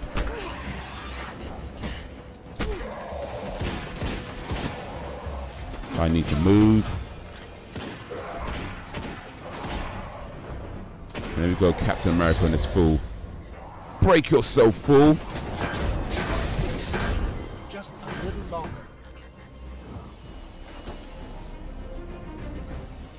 Just before you took out that captain, I fried all their broadcast capabilities. No more jamming. That means people will be coming to the farm from all over the planet. Once we get that last relay set up, we can reach out to the rest of the system. Then we can start rallying Guardians to strike back against the Red Legion. There will be plenty of time for both. For now, head back here when you can, you two. Oh, boy. There we go. Head back in. I still remember when finishing a game was impossible, when it was about lasting for as long as possible and getting a high score as high as possible. Yeah, and some games still do it like that, but yeah, there was a lot of games like that back in the day. Like you didn't really have an end. It just kept going. Like Tetris, for example, it doesn't end. You just keep going until you lose all your lives, until you lose all your tries. And it's just about, yeah, getting a high score, fast times, or whatever it was. And that was a big thing as well in gaming back in the day. Like Donkey Kong didn't end. It was just, yeah, all about getting a high score. Most games, most games, but certainly a lot of games that just didn't have an end. I remember the first game that I played where I got to the end, and that was a game called Solomon's Key. And it wasn't like, I mean, I don't remember much from it. I remember it was kind of like a puzzle game. You just go from different rooms, and it's like you have to break these ice blocks, and you have to figure out which ice blocks to break so you can get to the end and get a key to get to the door. But there's certain ones you couldn't break, and then certain enemies, and if you get to the enemy, then you get killed. Because I don't think you had a weapon or anything like that. So it's just about figuring out how to get around the enemies and which blocks to break. So it was a pretty cool game back in the day, just for puzzles and stuff like that. But I remember playing that quite a bit, and actually getting to the end. But you got to the end, and all it does is start all over again. That's literally what it does. It just starts the game all over again. It's like, yeah, okay, you're rewarded with play this game again. Cool. All right. Jeez. Thanks. I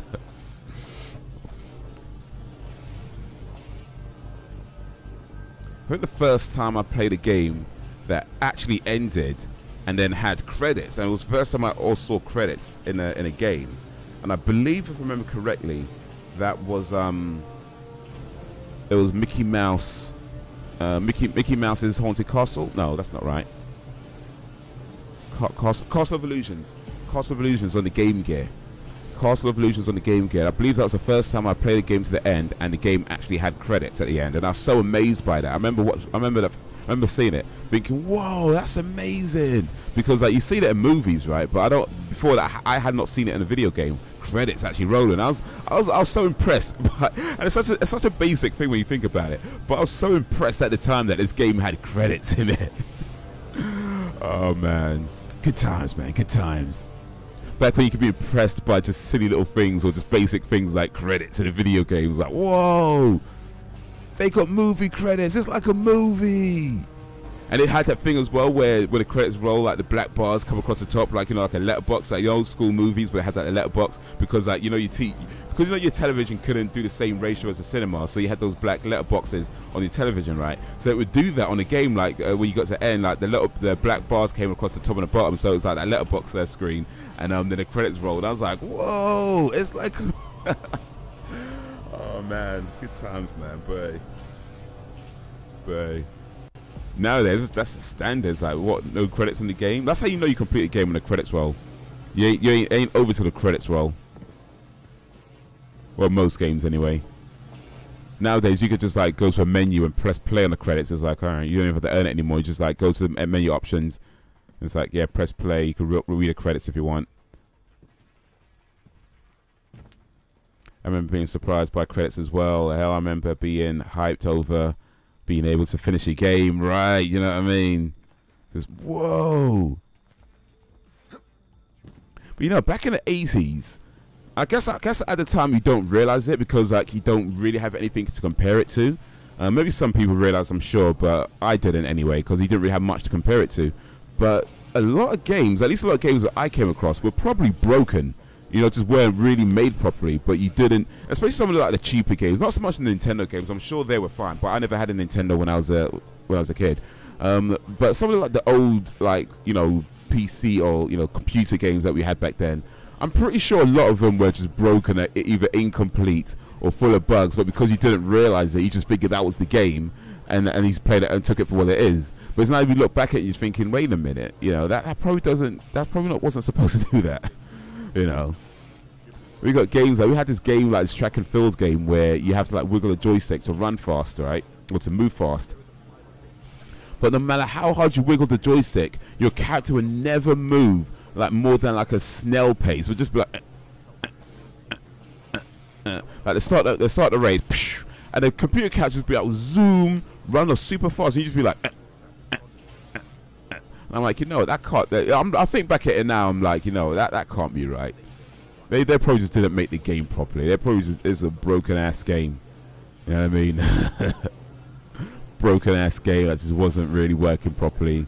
But you didn't know at the time because you didn't know. You know, you didn't have. Well, I didn't have anything. I never had a Nintendo, so I never had proper games back then.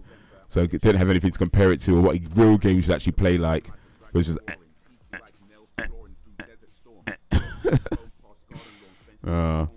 You wouldn't accept that now from a game. That happened in the game now. Be like, nope, nope, nope, nope, nope. Fix this shit. Fix this. Nope, nope, nope.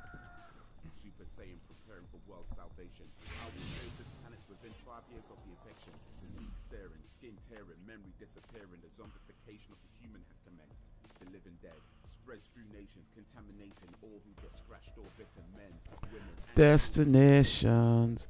Let's see what this says about the Red War campaign.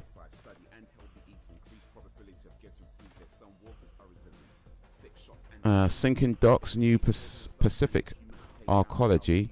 Commander Zavala is building a resistance at a moon of Saturn. Make contact and join the fight.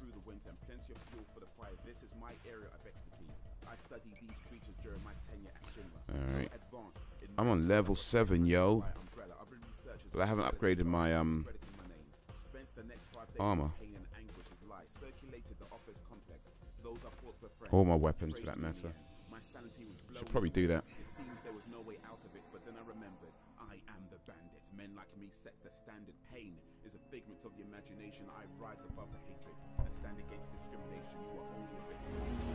Oh man.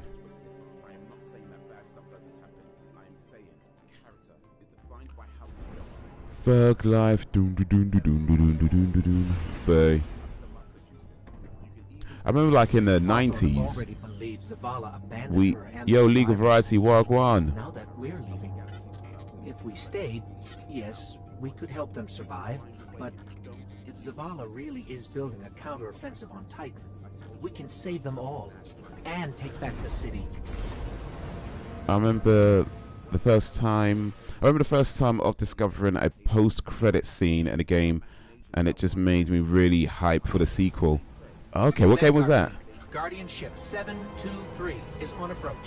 We received your beacon and we're ready to join I had a Nintendo pretty late. I was LCD games and arcade machines when lucky my uncle's Sega Master System. Fun times. Oh, wagwan. So true, legal, yeah.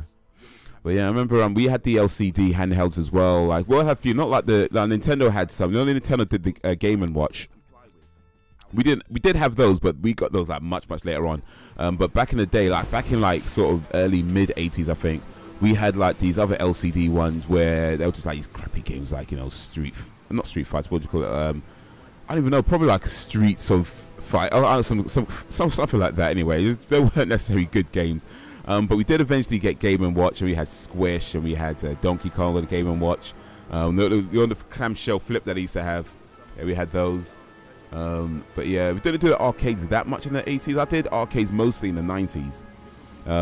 But yeah, mostly in the 90s, because that's when I was in secondary school. So I used to bunk off school to go to the local chip shop and play in the arcades.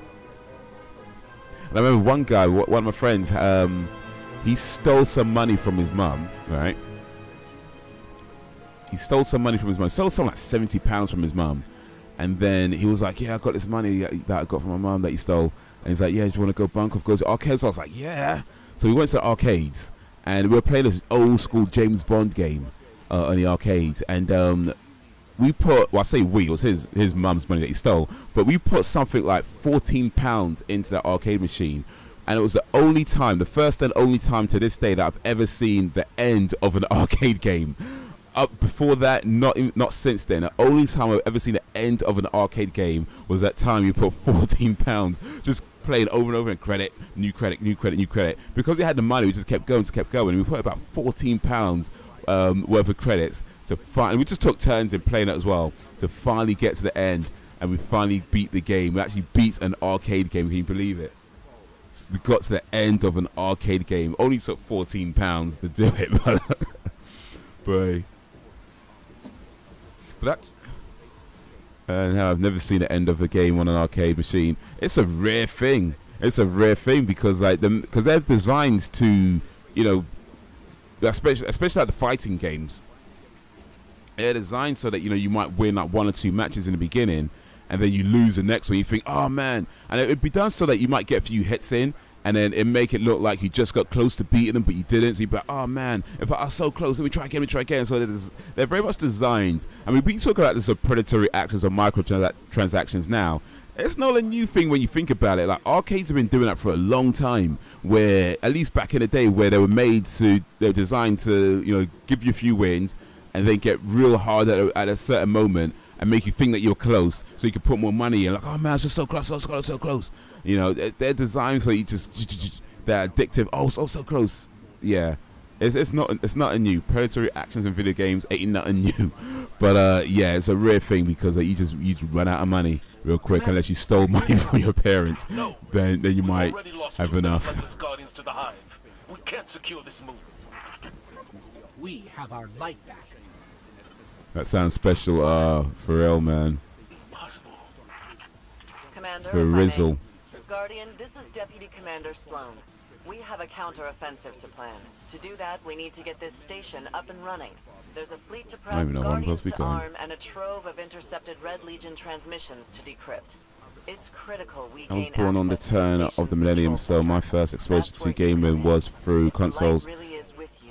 And I really envied of arcade culture. You know what? It was a cool time with the arcades. I mean, arcades are still around, of course, but yeah, they're not. It's not like they're not as big as, they're not as popular as they used to be. But you can still go to some places and do the whole arcade thing. There's a few places in London that do it. You know, you might see one in the pub or something like that every now and then. So they do still exist, but yeah, it's not the same like going to the arcade like you see in movies like you know, Wreck-It Ralph, when they have the sort of arcade spots. You don't really get that so much these days, not with the younger generation anyway. But yeah, I mean, you missed. Yeah, I would say that, although yeah, you might have missed out on it, you missed out on like being ripped off of a lot of money, because arcades were a con. They were such a massive con, man. They really were. It really is a rare thing. I just like the idea of going to an arcade and playing with friends. It just seems like a good way to create good friends. You know, it can be. It can be, certainly. I mean, where are we going? Over here, okay. It also could be a good way to turn your friends into enemies as well. So, just saying, wasn't all good. You cheated, man! You cheated! No, allow that, man! He cheated! Ooh, that's close. No, man, I'm just better than you, innit, man? You rubbish, man. You suck, that's why. No, man, you cheat, man. Lawless, man. Lawless, man. Give my money back, man. You cheated. Can I not go through this? Or this looks... Oh, I'm supposed to shoot the... Okay, bloody hell.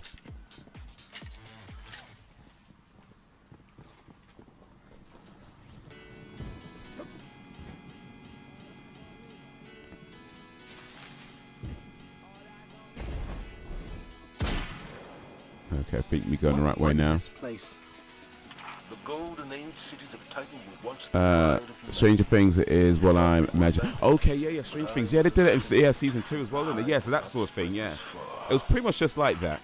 Like, I mean, I can't talk specifically for the 80s because I didn't really do it much in the 80s, but certainly in the 90s, I'd say it was kind of like what they did in Stranger Things, that kind of culture that existed. It was like that during sort of early, mid-90s, certainly. That's certainly my recollection of it anyway. So yeah, Stranger Things did a good job of recreating that.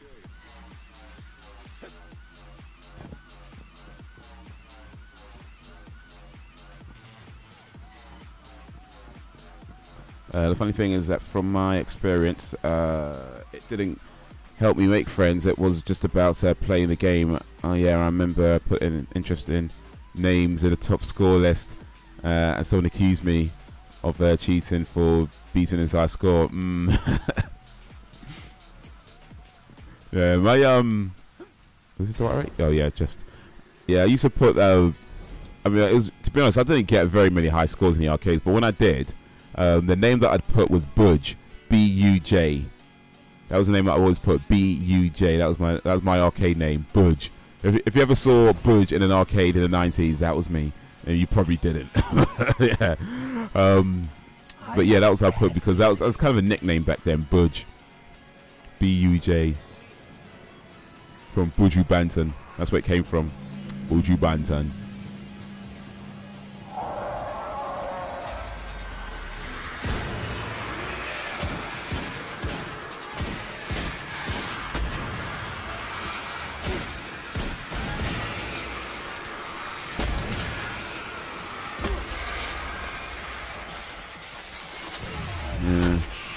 I remember stuff like Street Fighter, that becoming popular, and Mortal Kombat when that became popular as well. You know, just like the queues for those games, especially when Mortal Kombat. I mean, Street Fighter came at first, and that was really popular to begin with. But when Mortal Kombat came out, the queues for that was just ridiculous. I remember the queues. I believe that was the first time I saw a queue that stretched outside of the arcade shop.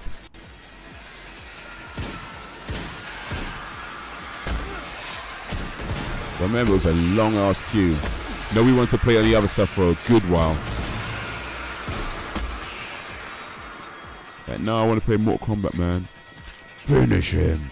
And also, this back in the day, we couldn't just look stuff off on the internet. So the whole thing about fatalities and how not many people knew how to do. Not many people knew they existed. So it's like if you played a game and somebody whooped your ass, and then they pull out a fatality. I was like, raw, because not only did you even know it existed, you didn't know how to do it, you didn't know they existed. Just like to see it for the first time, it's like, raw, the fatality. Because before you get to that screen, and you should just like, it says finish him, and someone they don't know what they do, just just give him a punch, and you see if someone actually pull off a fatality, you're just like, raw. Yeah, them ones, man, them ones. But now, it's like you just look up on the internet. Now you just buy the damn things. Like apparently in the last Mortal Kombat game, you can buy fatalities. You could buy something that makes the fatalities like super easy or something. It's like really, they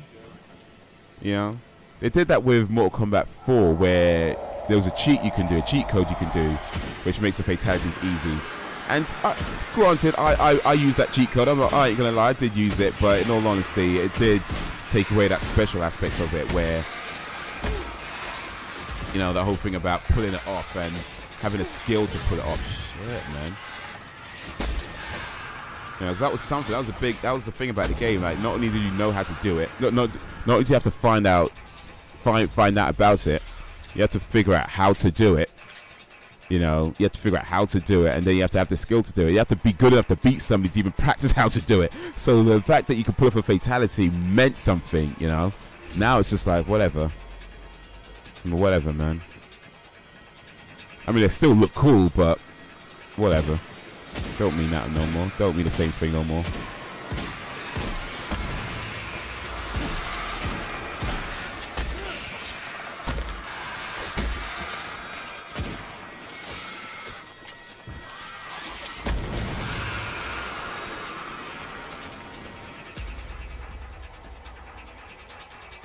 You know, I think I got something in my eye, man. I swear my eyes just been itching. Oh, boy.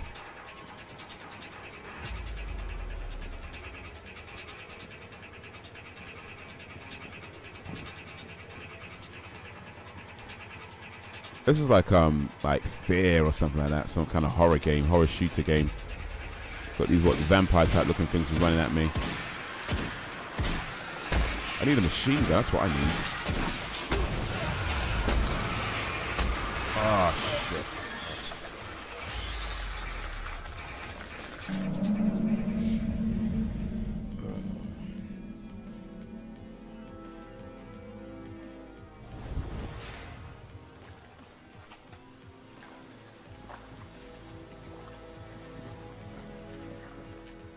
I have a bad feeling about this.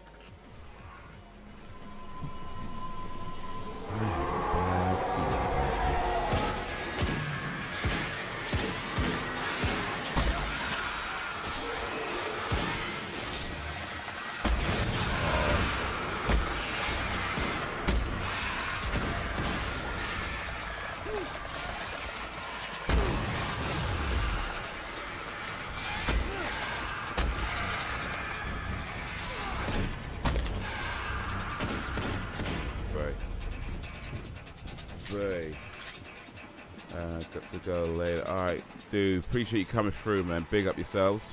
Thanks for coming through. Thanks for chatting with me for a little bit. Good times, man. Good times. Till next time. Peace out, homie. I look back at games now and how they've evolved, and it amazes me. Oh, for real, man. For real. Like, sometimes you don't realize that, I guess, when you're as you're going through it. But yeah, when you kind of take a step back and realize, damn, man, games have really come a long way. You know? They've really come a long way. You know, they're not like, you look at like the old sort of Super Mario games on like, you know, the on the NES.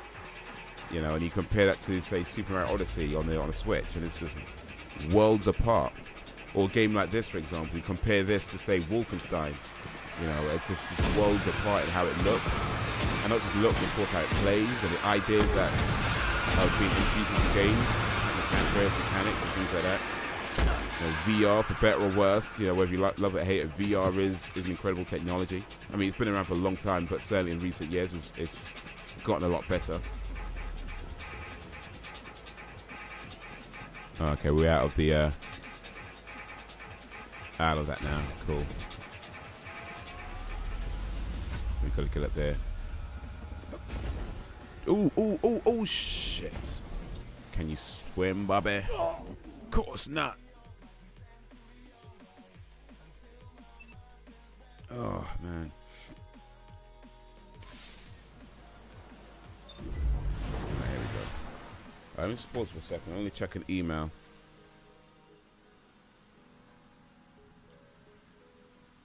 I got me a message about a little something, so see if that's something I need to take care of.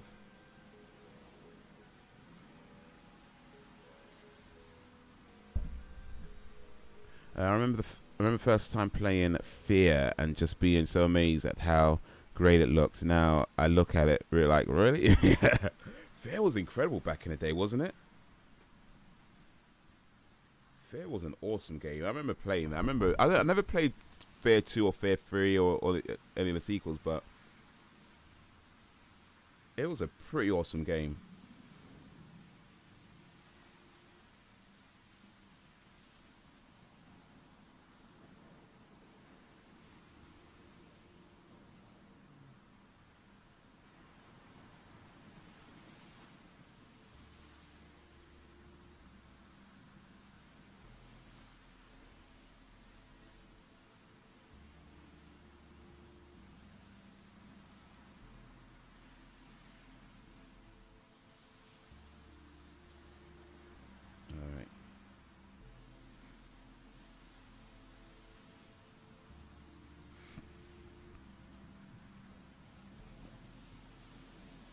Okay, yeah. Taking care of that. But yeah, I remember playing Fair. I remember really digging that game and the whole like horror aspects of it as well, and the way like the lady. Actually, no, I'll do some leveling up while we're here. And the way like that little girl just like come out of nowhere. Sometimes you just get these things coming in the corner. But yeah, that was a cool game, man. That was a really cool game. But yeah, I think when you look back at it now, it's like, But that's part of just of course how things go, isn't it? That's 55. What am I on? 55. Go with this one. Dismantle that.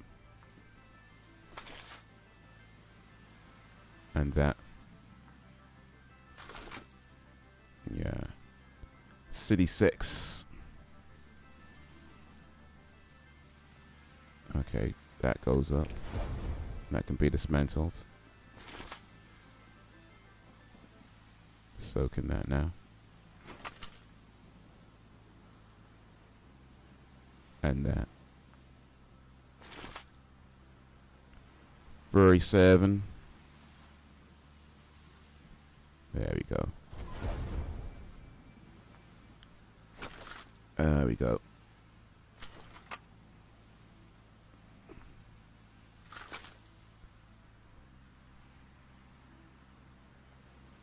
$38.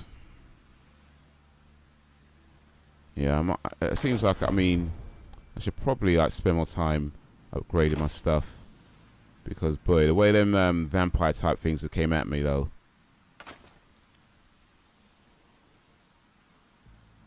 That's the same thing. It's just alright. I'll do both of them.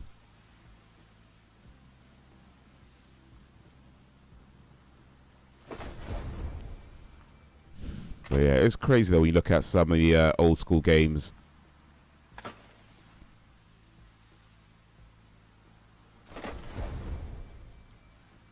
You realize, yeah, sometimes it takes a moment to step back to realize how far things have come.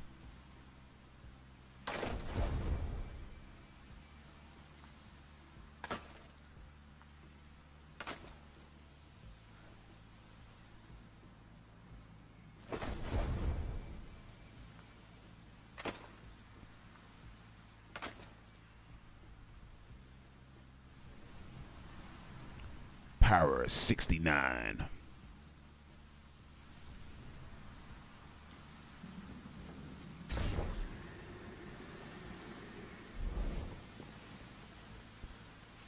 Oh shit! We can see the control center.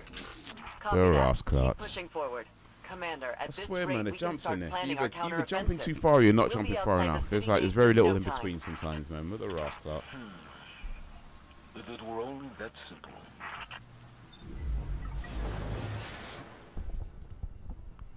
Oh.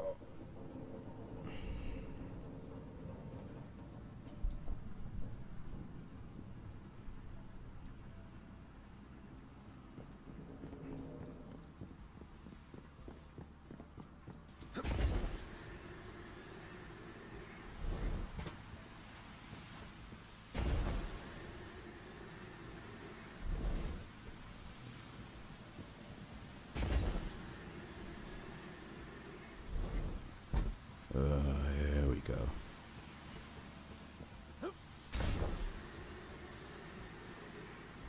Ooh, that was close. Got him.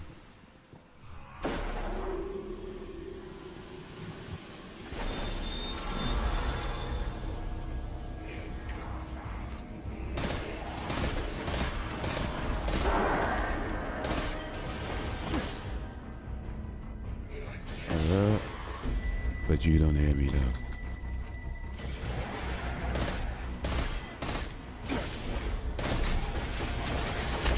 Okay, maybe we shouldn't run into these dudes like that.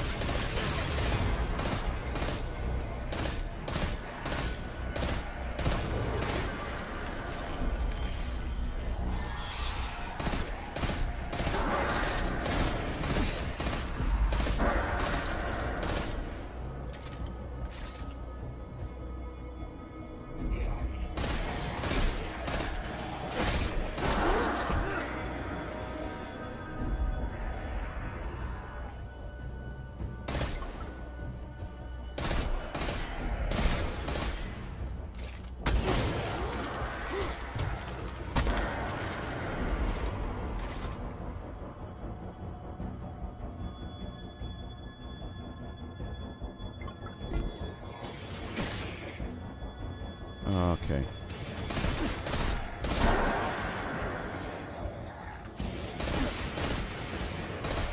I can't even blow these things up. What the hell, man? The rascals. We've got these dudes again. Ah.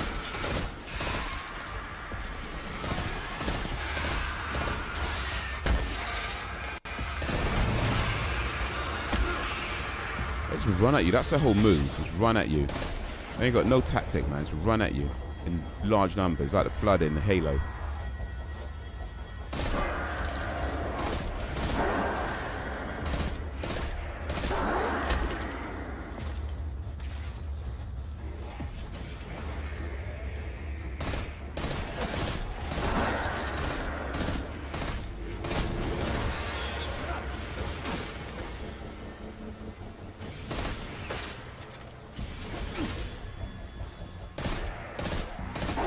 No, I will say, I mean, overall this game is pretty decent. I do like it. I'm enjoying it overall. I think there's a few things that it does that are a little bit annoying, like it's not always clear where you're supposed to be going and that sort of thing. Right now it's being very clear where I'm supposed to be going, which is cool. I wish it did that more often.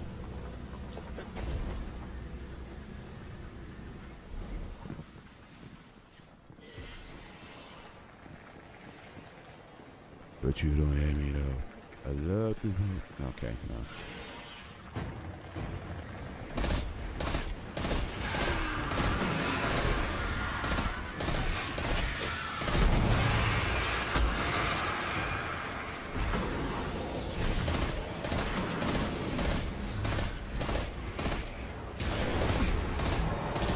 Okay, I'm getting roasted, man.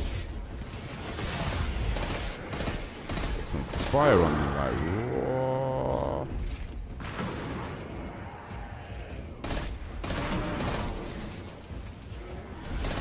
This dude's all leaning out the side like Call of Duty. Someone better tell him he's in the wrong game.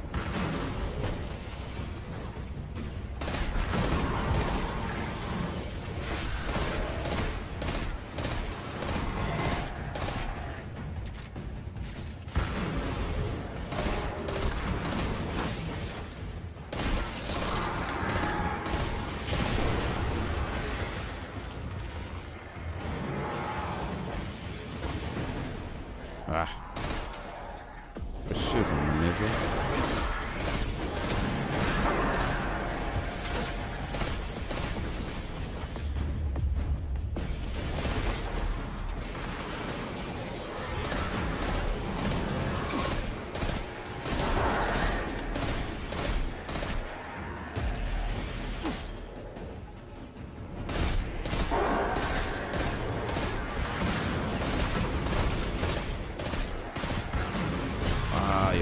That's not the one. Ooh, he said back off, back off, back off. Back off, back off, back off, back off, back off. Ease up. Do, do, do, do, do, do. Okay. Yeah, I appreciate you guys keeping the chat lively.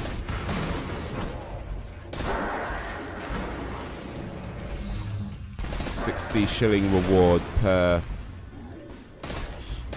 for everyone in the chat per 45 minutes.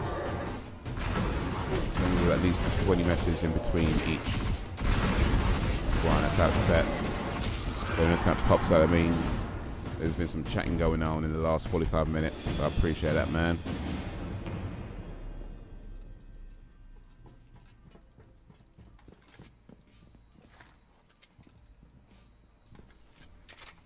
Alright, not this way. This way. But yeah, the shilling store is now available. So yeah, make sure you check that out. It looked like the Hive were performing some kind of ritual. We should talk to Ikora. She knows all there is to know about Hive magic. No one has seen Ikora The Hive. since the city fell. Am I on my own throughout this whole thing, though? The shilling store, there's a link in the description, just on the first, or maybe the second line actually, but it's the first few lines. There's a link in the description for the village store. You could check your shillings there. You can check how much you got. You can check what you got in the chat actually. But yeah, that would be there's a bunch of games on there. See what they are. If any of them take your fancy, and if you got enough shillings for it. There's the control center. I can't promise the games will be good, but they are available to buy.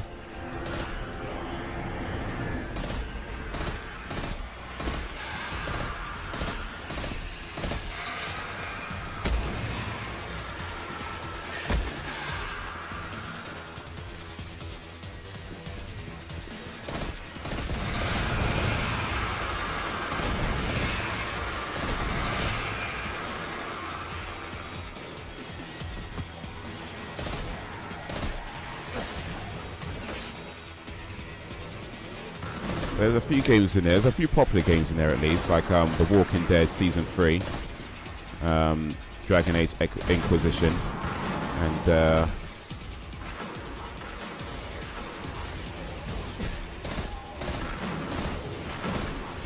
Alien Isolation. I haven't played any of them, but I believe they're fairly popular games. So. But there's a lot of indie games in there as well. They're all PC games right now. The plan is eventually to have all kinds of stuff in there, but right now it's PC. Right now it's all PC games.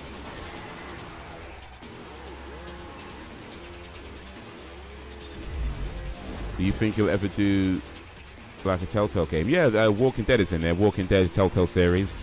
That's in there. Or do you mean on stream? Do you mean as in stream a Telltale game, or do you mean for the store? If you meant for the store, then yeah, there is a Telltale game in there, Walking Dead Season 3. If you meant on stream, I have streamed the Telltale games in the past. It's been a while though. I did Walking Dead, I think Season 1. I did a stream on that years ago. Oh yeah, I would have been. But yeah, I'm not opposed to doing another stream of Walking Dead or another Telltale game. I tried doing the Batman one recently, but it just wasn't working. I mean, the game itself wasn't working.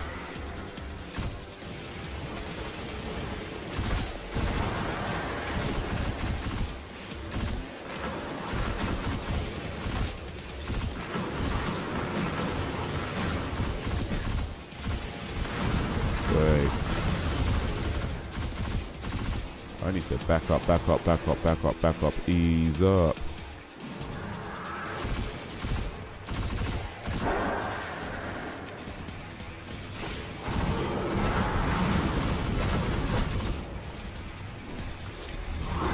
Oh, nice. Sticky bomb. Yeah, yeah. That's what I'm talking about. I've got to wait ages, though. I need to upgrade that makes my bombs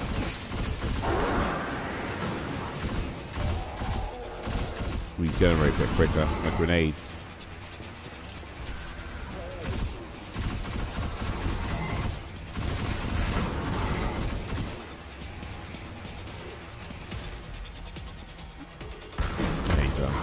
punch outs.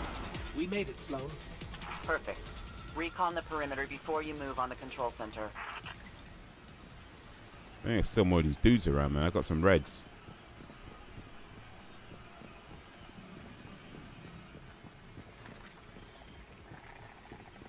New objective.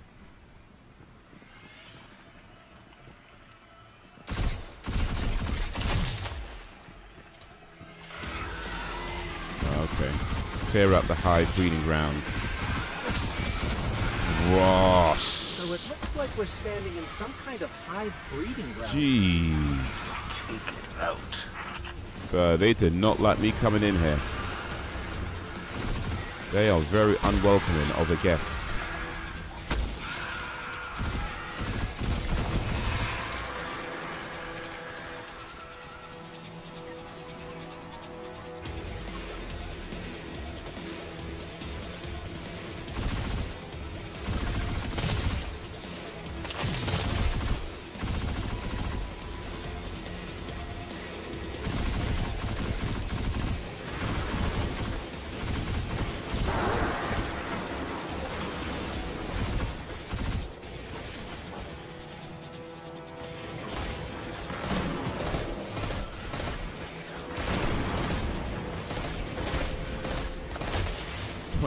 %, though.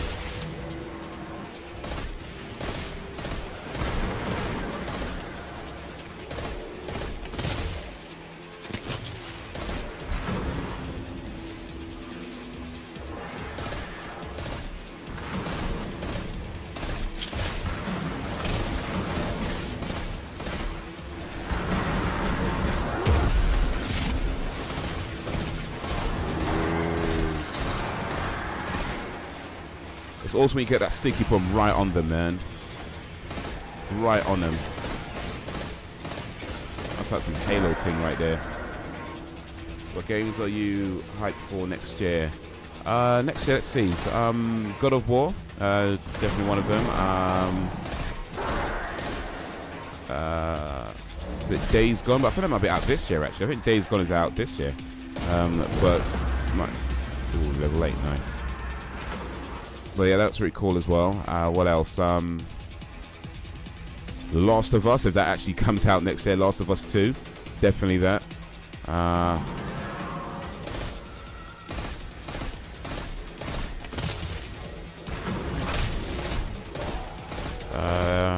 sure there's others that I'm trying to think of. Let's see. Oh, missed. Damn it.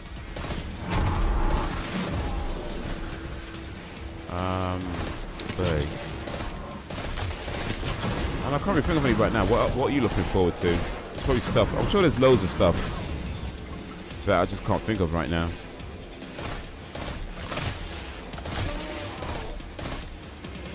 We cleared the nest. Heading to the control center now. 100. Well done. Sweep the perimeter and we'll move in on your signal.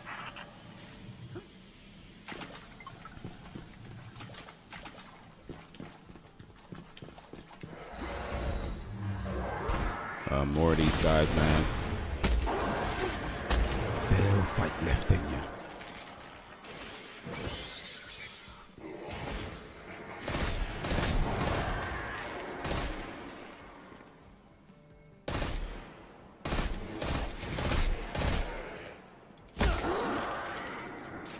you. Ooh, got him.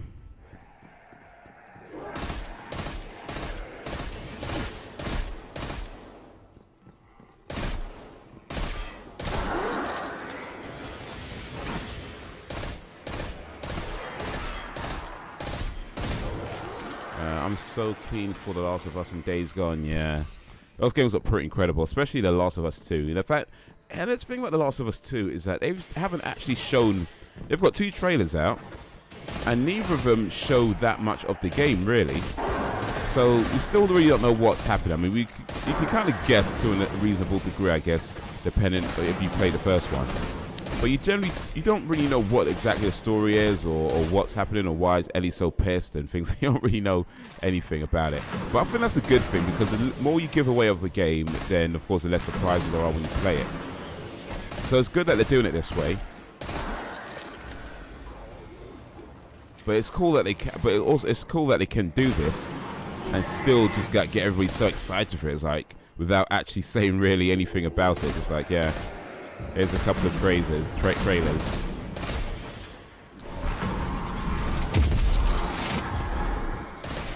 Got them with that sticky, man.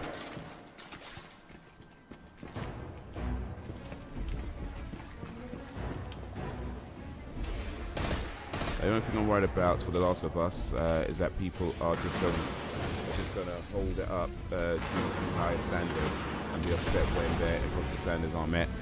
Yeah, that's always a possibility, isn't it? That's when you gotta be careful with your expectations. You know, let it be what it is. And that's why I'm glad they're not giving away too much of the story, because that just increases people's expectations. Well, to be honest, I mean, I guess certain things are just inevitable, but yeah, I mean, you've got to be careful with the expectations, because you can't. I mean, of course, you want the game to be good, and you want the game to be mind-blowing. You want the game to just be all of that stuff. Of course, you want that, right? And there's nothing wrong with wanting that. But at the same time, is that you've got to be. I mean, look, if you look at the first game, I think as long as it's as good as the first game, then yeah, fine. If it's just a boring piece of crap, then, you know what I mean, where you're not doing anything, where nothing really happens, you just do the same things over and over again, and it's just repetitive nonsense and a shitty story and everything else, and they're clearly putting effort. If it turns out, I mean, I doubt it will, but let's say it does turn out that way, then yeah, you have every right to be, you know what, this is not a good game. But yeah, as long as but if you have these unrealistic expectations and you build it up so much, like it's gonna be, I don't know, like just something beyond amazing or whatever, then it might be, yeah, there's points where you have to look, you know what, punch him out, there you go. Where you have to look at maybe my expectation, which is a little bit too high, you know. We're all human, there's only so much we can do. I mean, Naughty Dog, though, to be fair, have delivered pretty quality games for the last few years. Like the Uncharted series is amazing, you know. So it's one of these things where it's like you don't want to have your expectations too high, but at the same time, it's Naughty Dog, man. It's Naughty Dog. When have they let us down? I can't think of it. I haven't played all their games, to be fair, but out of the games I've played over there, when have they let us down, man? It's Naughty Dog. There's that to it as well. So if people's expectations are too high, maybe that's Naughty Dog's fault for making really good games. It's like, don't make such good games if people won't have high expectations. How about that, Naughty Dog, huh? How about that? How about you just make mediocre games like Ubisoft? Then people won't expect so much from you. Yo, Brianna Braveheart, Wagwan, how you doing? Welcome back.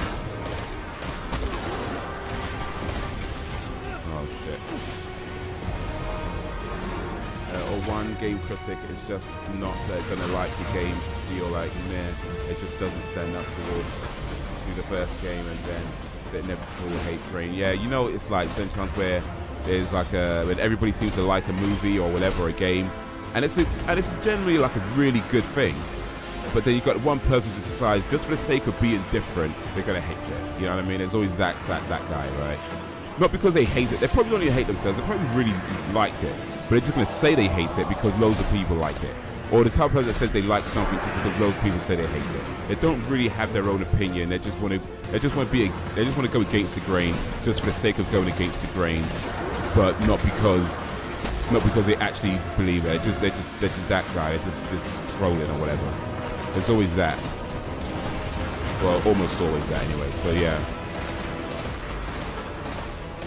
But everybody's like, this is amazing. This is the most incredible thing ever. And one guy is like, I don't like it.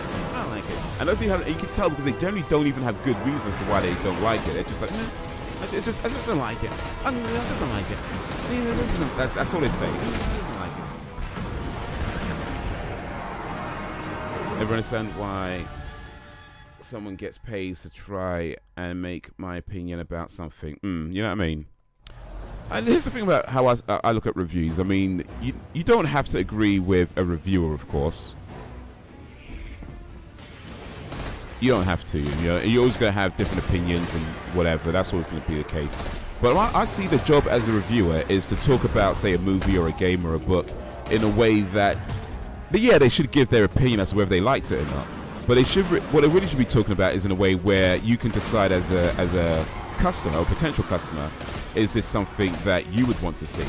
And not so much, oh, you like it, so that means I'm going to like it. Not so much that. But you can take the reasons why they like it, the reasons why they don't like it, and decide for yourself as, is this something that you're likely to enjoy or not? You know, that sort of thing. But if reviews are just going to be like, I don't like it, I don't like it, I don't like it, and not really give any clear reasons to why, then I feel like that's where you're failing as a reviewer. You know, you're supposed to give, because a reviewer is supposed to talk about something in a way that either sells the product because they think it's a great thing, or not sells the product, sorry, but explains why you'd want to see it or not see it based on what happens. And not so much to give spoilers, but just saying, okay, this is the film was about such and such and such, and I didn't like it because it did this. You might be like, well, actually, I like that sort of thing in a game, so maybe I should get this, even though they didn't like it. But when you can't do that, I feel like you're not doing your job as a reviewer.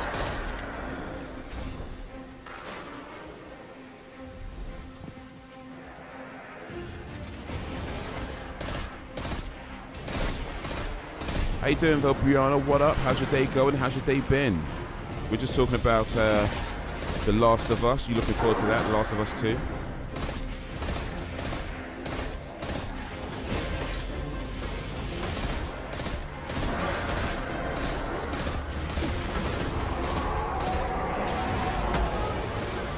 While playing a little Destiny 2.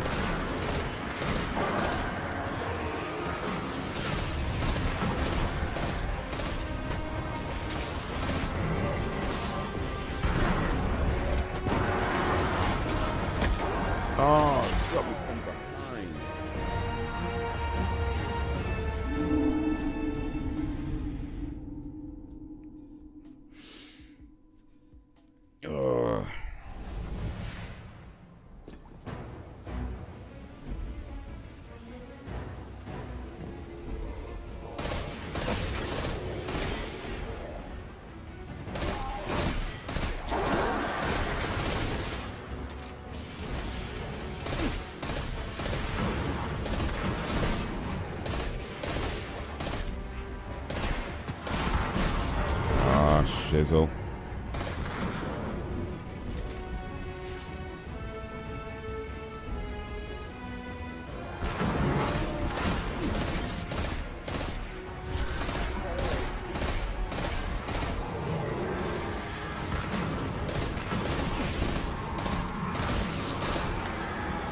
Got him.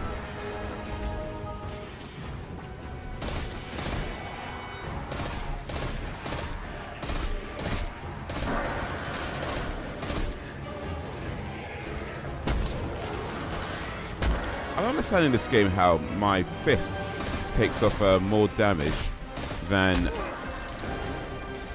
my bullets. That don't make no sense. I mean, it's a game, it doesn't have to make sense, I know, but come on, really?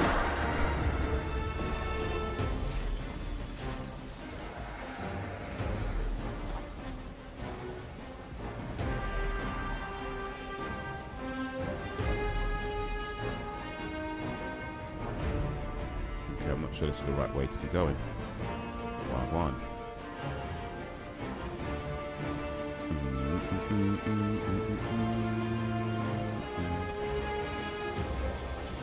Maybe this is the right way to be going.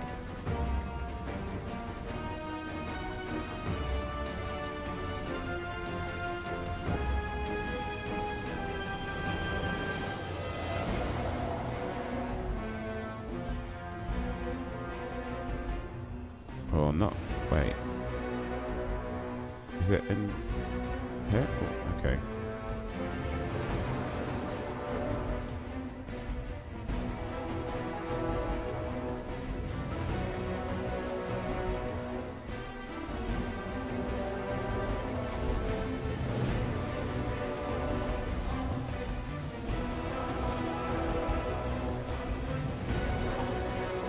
New objective. Secure the control center. Alright.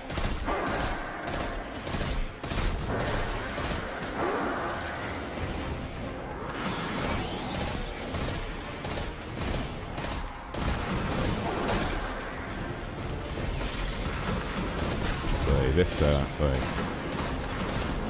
I need some. I need to get some shelter. Yo, Thoughtspot Wagwan. Hey, hey, hey. How you doing, my man?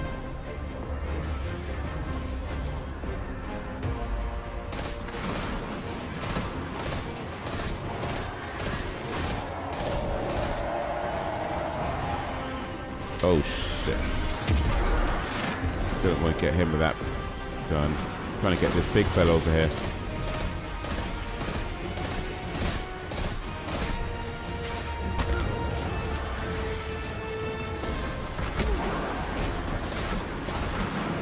Oh shit.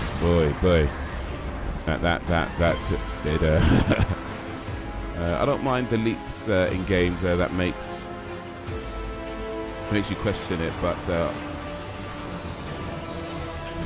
there's obvious things that don't make sense really mess with my immersion. Right, you know what I mean?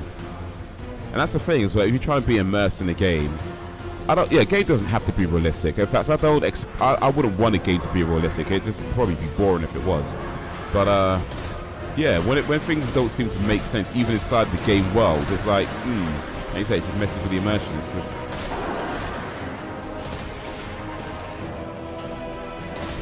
I've got some of the most powerful guns. Well, not the most powerful guns, but I've got pretty powerful guns compared to what I started off with, at least anyway. But my fist is still more. My fist still do more damage. All right, cool. Shit, man, I better need to take cover.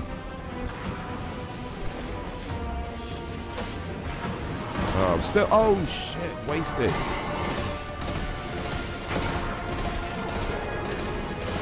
It's just really cool to see attention to detail. Devs could easily just blow over. Right, yeah. Definitely, man. There's little things, you know. It's those little things. I want to, in fact, speaking of The Last of Us has so many cool little tiny things in, especially with Ellie's character, that, you know, didn't necessarily. Like on their own, they're just like whatever, but because they're all there, and it really helped like flesh out the character. And it was just like tiny little things that she would do from time to time, like, you know, playing with her lips or, you know, kicking her legs around, that sort of thing. You know, little things like that, where like you're not necessarily looking for it.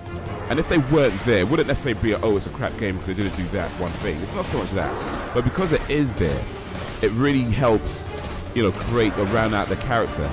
So yeah, attention to detail is so important.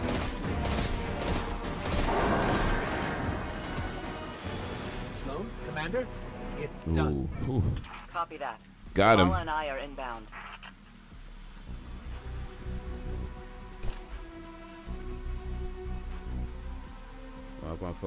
And how old does someone have to be considered a cougar?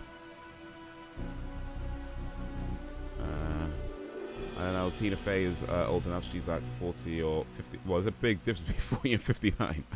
But okay, 40 or 50, right? Okay.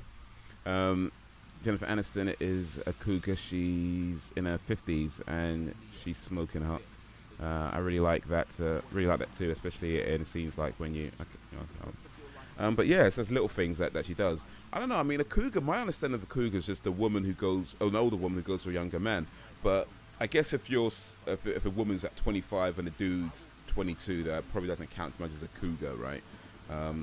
So yeah, I guess it's more like maybe 40s, 50s, going for somebody in their 20s, 30s, you know, early 30s, or we'll say late 20s, maybe late 20s up to early 30s. You might consider somebody a cougar. But it is what it is, you know. Love is love, man.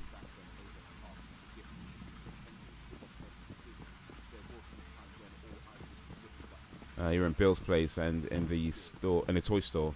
If you time it right, you can actually see Ellie steal the magazine or puts the toy in her bag and run to catch up. Yeah, that's right. Yeah. You gotta like. It's just about moving the camera just ever so slightly, because like she's saying something like going ahead. I can't remember what she said, but something like, you know, you going ahead or I'll catch up or something like that.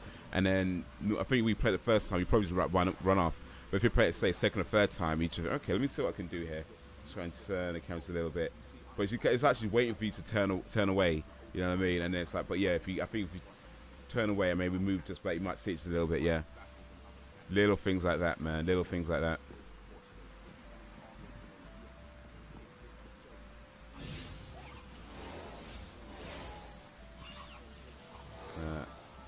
I wish life was easy enough to just hook up with a rich cougar. Hey, you never know. I mean, if you wish hard enough and your thoughts are pure, you know, good things can happen. The landing platform. Get up here and take a bow.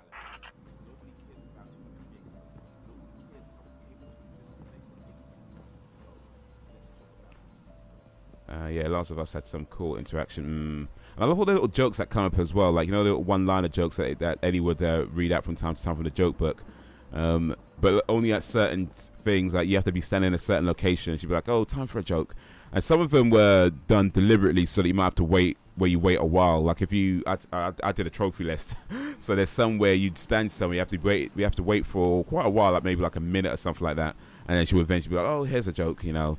But yeah, just little things where you just stand in certain places, or you just doing it as you're going through the game, like, "Oh, time for a joke," or "Oh, that was hectic," or "That was intense, time for a joke," you know, things like that. But yeah, I really like that stuff. You know, it was really cool, and the jokes were funny because I love those sort of cheesy, you know, one-liner, silly jokes like that. Those are my favorite jokes, man. They really are.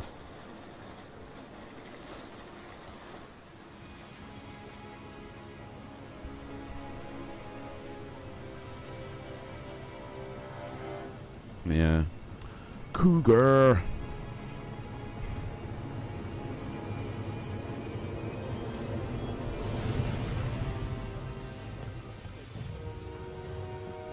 I didn't dare believe. If the light can find its way back to I agree with Gears of War $10 drops. Okay, what do you mean about how they're random and stuff, and they shouldn't be at $10? We can no longer hear what you said. Cool. Appreciate that, homie. Appreciate you checking out that video where I wrote that. Big up. Appreciate you checking out the comments. Big up. Commander. For those who don't know, I've got a video on the Bandit Haze channel about loot boxes. Just went up yesterday. Haze explains loot boxes is the last video that just went up.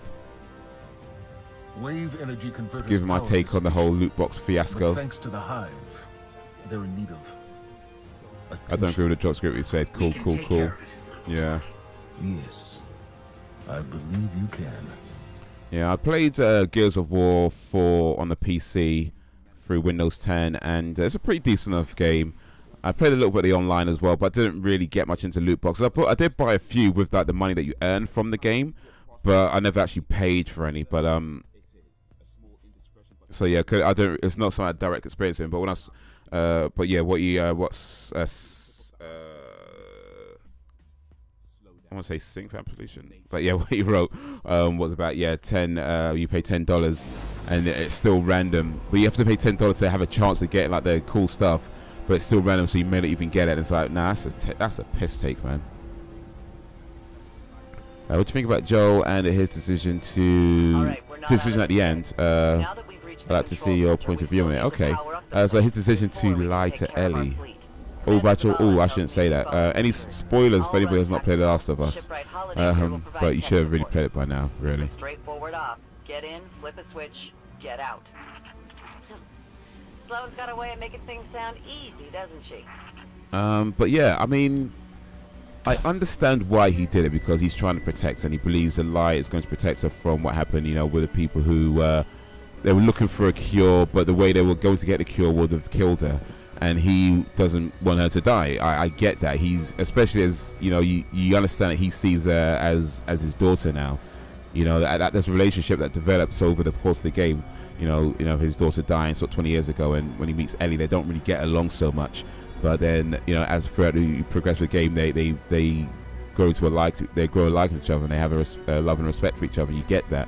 So you understand that he sees her kind of like a daughter that he needs to look after and wants to protect. Of course, he doesn't want her to die. But effectively what he's done is that he's killed the people who were looking for a cure. So he's effectively forsaken the world to save Ellie, you know, and to live in the worlds that, you know, that they could have cured. So it's it's all how when you look at it like in the grand scheme of things, did he make the right choice? I think in the grand answer is like no, but then at the same time it's like, can you imagine if you're a parent, right, and you're faced with making that decision, you know, let your child die or save the world? Effectively, that's what it comes down to, or potentially save the world because okay, they don't really know if they had a cure, so potentially save the world. But boy, that's a tough decision. And although it's easy to be like, oh yeah, one life versus many lives and that whole thing, if you're maybe a governing body, you might just look at it that simply. But if you are emotionally attached to what is going on, then boy, that's tough. So I get why he did it. I understand why he did it. But yeah, man. And I would not want to be in that position. That's not, I mean, I wouldn't want to be in that sort of choice where you have to make a choice there, because that's just, I don't know if I could handle that, man. Did we leave the Fallen here? No. Those vultures have been following us since we evacuated Earth. I beat Last of Us. It's cool. Awesome. Yeah, it's definitely a great game. If you've not played it, it's worth playing. If you played it, it's worth playing again. I. Capital I. Okay, correct grammar. Fuck with that correct grammar. I. Also legal advice with the correct grammar. I. Capital I. Last of Us. Oh shit, died. Last of Us would make a badass movie. I have an idea who can play Ellie. Okay, who? I would save my daughter. Fuck the cure. Fuck the cure. Fuck the cure. I was sort of conflicted about it at first, but the more I thought about it, it wasn't a cure. It was just a vaccine. Oh, that's another. Yes, that's a good point. Actually, that's a good point. It was a vaccine, not necessarily a cure. And a vaccine prevents, but doesn't actually cure it. So yes, you know, you're right. I remember that now. I remember. Yeah, the moment you said, yeah, I remember. It's been a while, but I remember. Yeah, it was actually a vaccine, not a cure. I don't see the world redeemable at that point. Ellen Page could play Ellie. Ellen Page might be a bit too old to play Ellie now. I mean, maybe 10, 15 years ago, she might be a bit old to play Ellie now. Unless they're going for an older Ellie, then yeah, why not?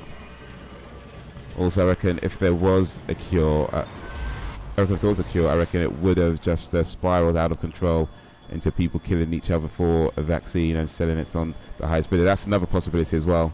But yeah, that's a good point. It was a vaccine, not a cure. So what they could have done, or let's say it works, it would have prevented people turning.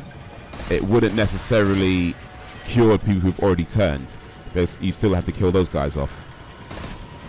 Because yeah, vaccine is preventative and not curing. Now, don't get me wrong, preventions are good, you know. Ooh, what the hell? You know, preventions are good. It's good to prevent things. In fact, prevention is better than cure, no doubt. But yeah, it was a prevention. It wasn't actually a cure, so slight difference. This thing, damn. Immune. Shit. Immune to my bullets. That's no good. Ellen Page still looks the same from 10 years ago. Oh, damn it. It's killed me dead. She has a... she still looks a similar look. But she doesn't look like a 14-year-old girl. You know? She looks like a nearly 30-year-old woman. And that's not a stab at Ellie. She is just nearly 30 years old, I believe. And that's how she looks, which is good. Ellie. That's not a stab at Ellen. But yeah, it's just she looks like a near 30-year-old woman. If she put in a role as a 14-year-old girl, it just, yeah, she might have that similar look, but yeah, it doesn't quite fit the role, you know.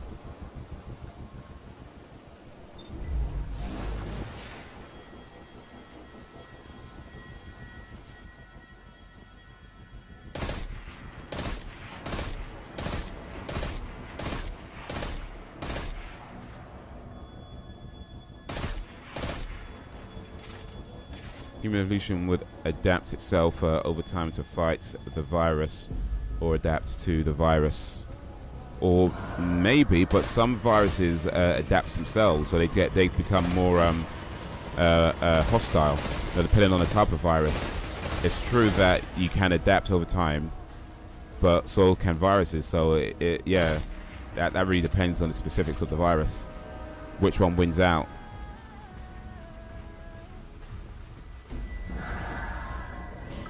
She's the same age as me, 24, 25. Okay. Oh yeah, you're not far off 30 then. Only a few more years. Hey, 30 come quicker than you think, man. It might sound like a long time when you're 24, 25, but boy, 30 come quicker than you think. Blink and it's there, man. Raw. Blink and you're already 30. Blink again and you're 40. Like, what the hell, man? What happened?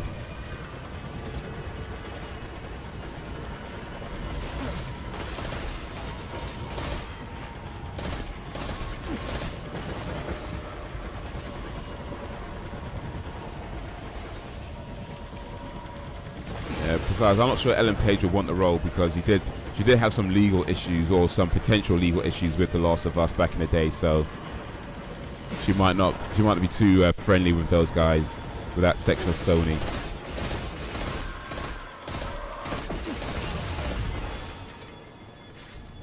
I still look like I'm 17, and by the time I'm 40, I'll look like I'm in my 20s. Well, here's hoping.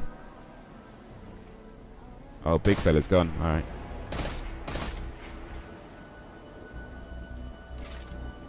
Yeah, man. Stay healthy. Stay healthy. Eat right. Exercise. Stay looking young. You had cannibals running a town. Bandits left, right, and center, and the main government had stepped down and is now run by the military. So yeah, pretty much like real life, then, isn't it? Yeah. You know my ship took a beating during the evacuation. I'll bump you to the front of the line for repairs once the lights are back on. Great. But yeah, no, it was. I feel like I would say they put a lot of thought into the world of the environments and just how sort of the things will work. You know, in terms of like, let's say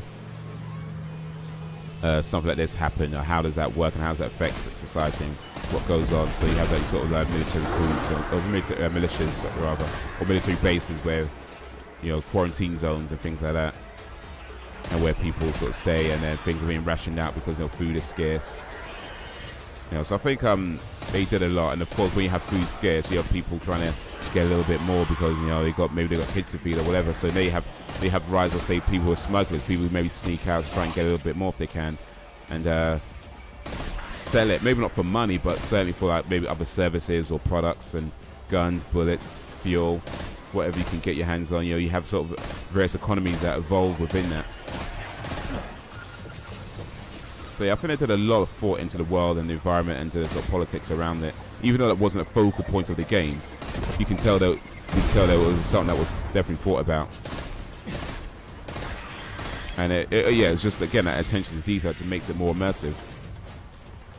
And the whole thing about, you know, fireflies and, you know, they're being seen as terrorists and that whole thing. Terrorists or freedom fighters, depending on where you sit, right?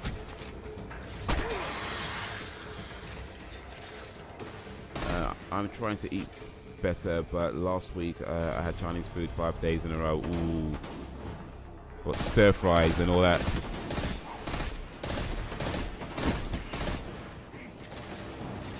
Yeah, maybe time to slow down the Chinese food for a minute.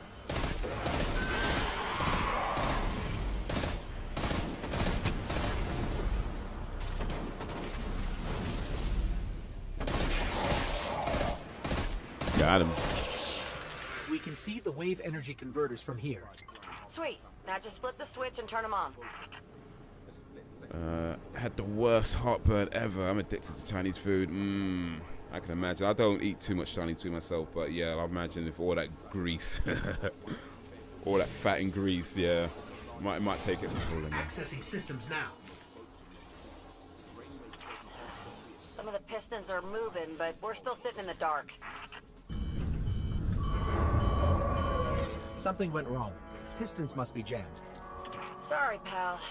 But you're gonna have to go out there. Bring a workaround. Really wish your character Destiny 2 talked. I'm not sure I mind too much, actually. I mean, I guess I could take it or leave it. I mean, I understand why they rather not have voices sometimes, just because, especially when you're supposed to design your own character in the beginning, for all that's worth, you don't actually see them anyway. So I don't know why even bother having to design your own character, you don't even see the damn thing. But yes, I get why sometimes you don't have the hero talking. But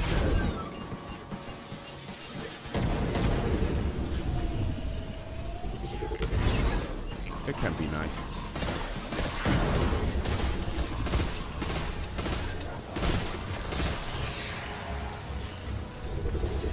I can make my own Chinese food. Oh, I know too much. I can never escape the Chinese food. I can only make 4 Chinese dishes, to be honest. Here's the thing, though. What makes it Chinese food? Is it Chinese food if it's made in another country? Because if you get your ingredients from, say, I don't know, America, and you make it in America, is it still Chinese food? I mean, wouldn't that be American food? You know what I mean? If it's made in America with food that you got from America, would that be American food? Is it still Chinese food if it's not made in China with Chinese food that was got from China? You know what I mean? Is it still Chinese food? Because the food isn't Chinese. The food is actually American. I mean, sure, it's styled on things that came from China, not denying that. But if the food itself was grown in America and made in America and prepared in America, wouldn't that make it American food? Just saying. Just saying.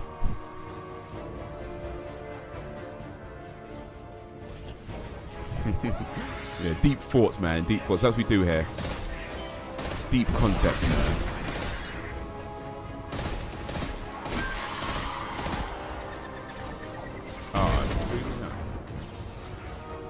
I don't mind a silent protagonist, like the rookie from ODST, but someone who constantly in social groupings with other guardians and just never talks doesn't make much sense to me. It's not the food that's defines the name's country's dish. Interesting. Yeah, I mean, I guess it would be nice if they had maybe voices in certain parts of the game. I don't think it would work in all parts of the game, but it would be nice, especially when you got this thing that you carry around with you. This thing that seems to do all the talking, so you just hear this guy all the time. He does all the talking for you, while you just stay silent like a mute.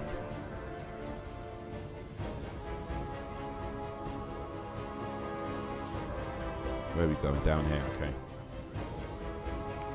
I've had this deep thought that's really messed with me for a bit, and I'd like to share it. Sure, go for it, man. We're all about that deep thoughts, man.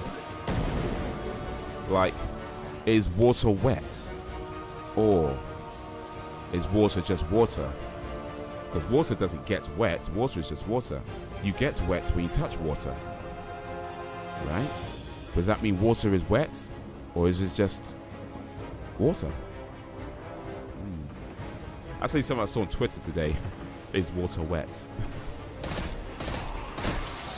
Well, actually, they put water isn't wet. And I was like, hey, maybe it... No. What were they? They don't put that. They put water is wet, sorry. They put water is wet. And I was like, well, maybe. What if? Actually.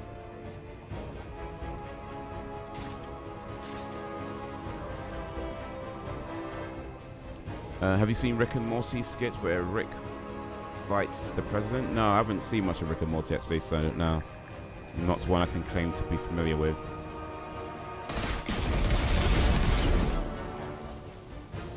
Blind people see nothing, like they don't see black because they have no perception of color. They literally see nothing. Okay? Try and see something out of your elbow, or the back of your head. Okay, I get what you mean by blind people see nothing. What do you mean by see? I'm not sure what you mean by see something out of your elbow, the back of your head. As in, like trying to, yeah. I mean, well, I guess what blind people see or see depends on the level of blindness. But if you talk about somebody who is like completely blind, then yeah, they technically don't see black, because even though black is the absence of light, right, like as in pure black being the absence of light, you don't actually see it because you can't see. So your perception of vision is just not there at all. You know, yeah. I think that's what you're saying with that. You don't technically, like for example, I can look at this microphone and I can see that the microphone is black. Granted, this microphone isn't pure black in a sense that, you know, there's just there was a density to it. But I can see the microphone. I can see that. Or if I close my eyes, maybe I can see darkness because, you know, my eyelids are closed and it shuts out all the lights, right? But if I was blind, whether I have my eyes closed or not, I don't see that because I cannot see. So your perception of vision is just, yeah. I think I see what you mean by there, but I'm a bit confused about trying to sit your elbow though. Do you mean like trying to do this sort of thing, or that's what they see? Like you physically can't. We see because our eyes send information to our brains. If your brains don't work, what do you see? You see nothing. Yeah, you don't see. You don't. I mean, you have a perception of awareness or perception of, say, surroundings based on, say, sound and guess things, you know, think of feeling, touching, stuff like that.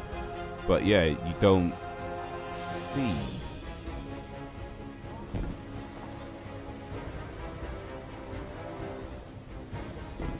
President God, Jesus Christ, he's not a god. Rick, you know what I am. You don't know what. More of these things.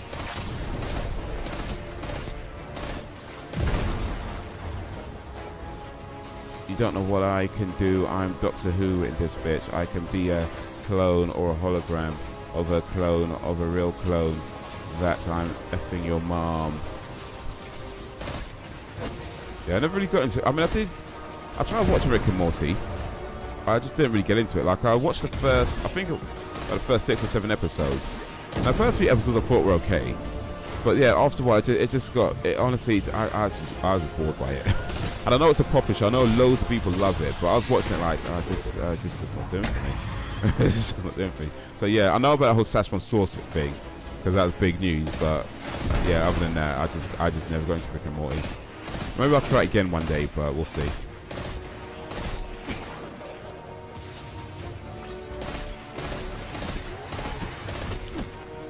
Alright, I'm out for the evening. Enjoys the stream, Haze. Have a good one.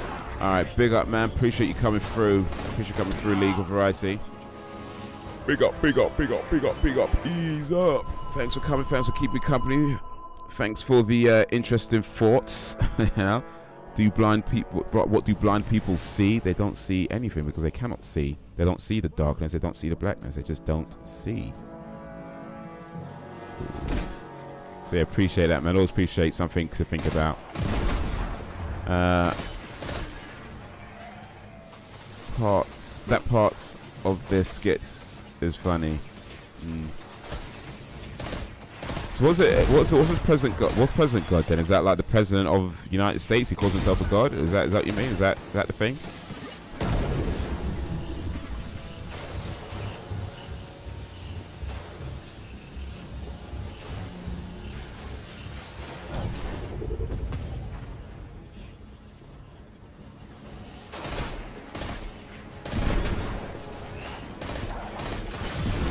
Oh, shooting at me, man.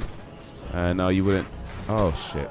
No, you would have to see the skit to understand. All right, okay, fair enough. You have to be there, man. You have to be there, man. All right, cool. No bother.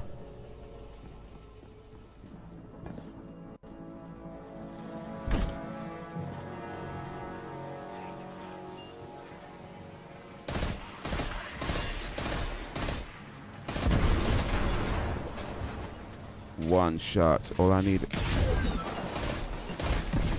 is one shot.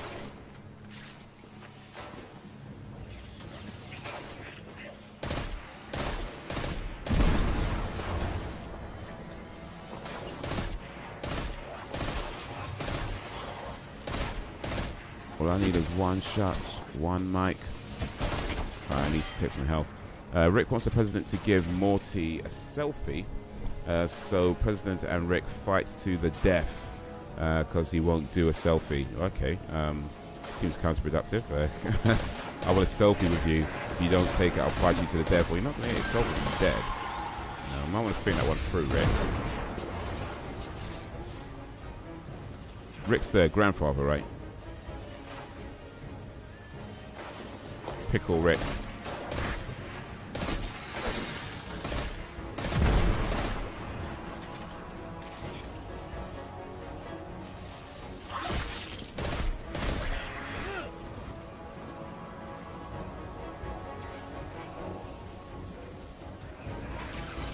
Oh, you want to take cover, huh? Well, your cover won't help you, man. Ooh, better not step off the ledge, though, because that won't help me.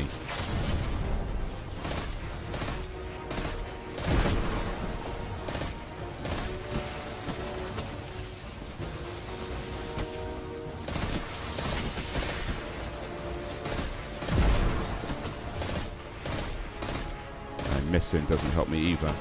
Yeah, Rick's the grandpa. Grandpa. Rick.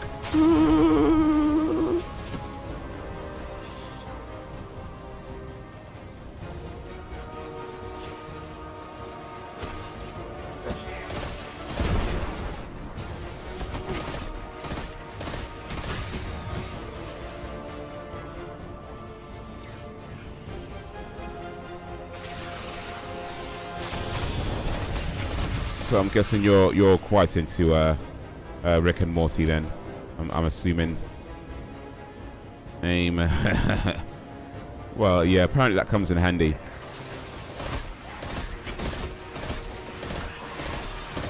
Apparently, I mean, so I've heard. You know.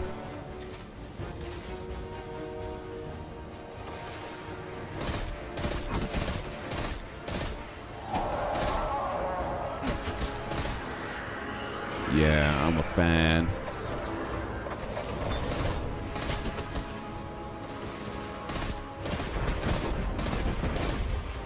Yeah. Oh my days, there's more of these dudes? Just as I was thinking, I got him.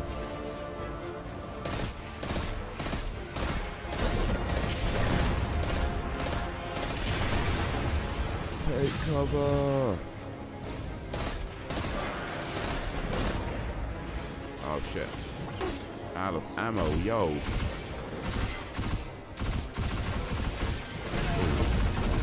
Take cover.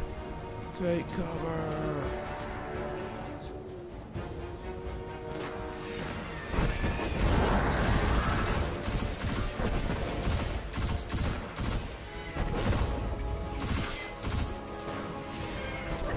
Just finished season 3 of Black Sails.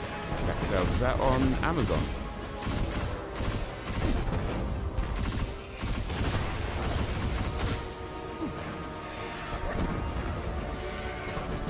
Oh, wait, who's...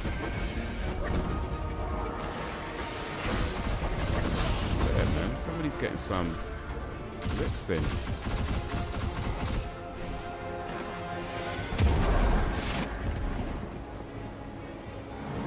There he is.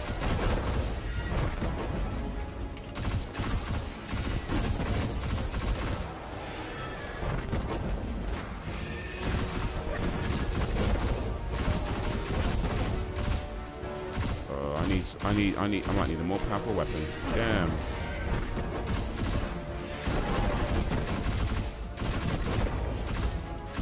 Oh, I almost got him. Almost got him. Almost got him. Got him. It's on Hulu, but I watch it on Putlocker. It's also I don't know if the website for UK are the same as America though. We don't really have Hulu over here. I mean I know of the site. I've heard of it, and we can access. I mean, we can access the site, but we can't watch anything on it. At least that's how it was the last time I checked. I haven't checked it for a while, to be honest. But the last time I was trying it, couldn't access anything on the site. I think it's like America only. Did you hear that? So apart from maybe a few clips here and there, you couldn't really watch anything on it. But yeah, we've got Amazon, we've got Netflix, we've got other stuff like Sky. Sky's a pretty big one actually over here. They usually have like the sort of bigger movies when they're fairly new on Sky, or Now TV, really, that they call it. You have to help me find some British thoughts. I like chicks with British accents. All right. Well, there's let's see, Helen Mirren. You know about her? You know about Helen Mirren?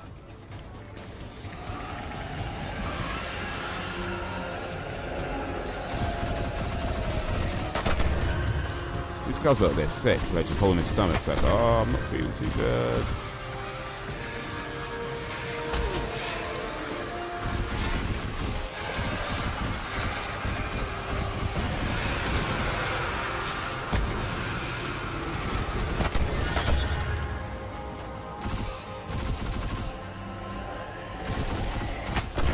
I know some American thoughts.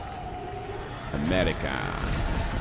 In America, first you get the money, then you get the power, then you get the women.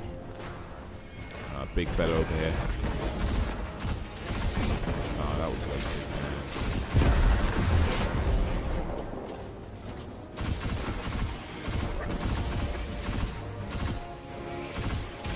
This is so much. Damn it. 9% of American women have got to night. Oh, come on. That can't be true. That hoe over there, really? 90%? That seems a bit high, dude. Really? 90%? Come on. That can't be right. That can't be right.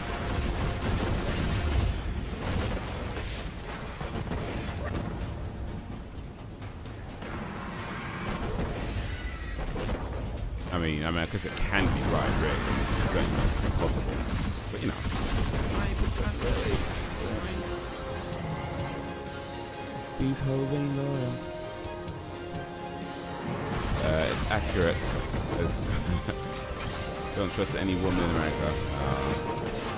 I can't believe. Oh, I can't believe that's true. Come on, man. Come on, man. There's got to be some good ladies out there. Oh, it's going to make me start this again, though. Shit. Tidal anchor. Did you hear that? So this is just like playing a single-player game then. I feel like I'm playing just a regular single-player game, but online with this mode. That's what it feels like.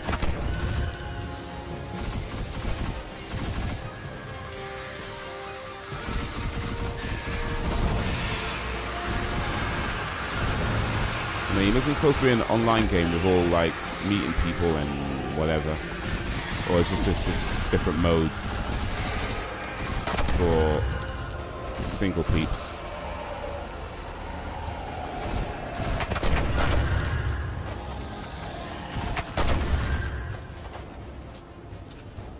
Maybe that's 75%. Okay. Yeah, that seems a bit more reasonable. 75%.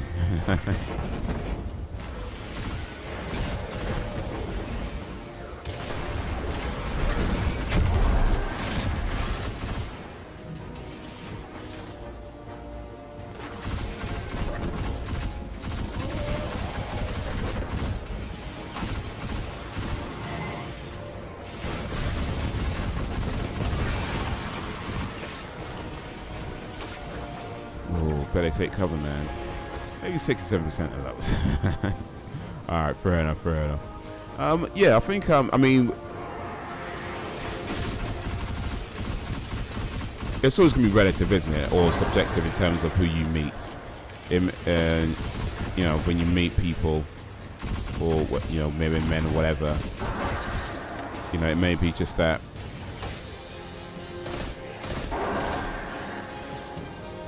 You know, a lot of ones you tend to meet might fit a certain criteria, a certain category. Okay. Get to the stall but yeah, see what's jamming. Important to remember. It's not everybody like that.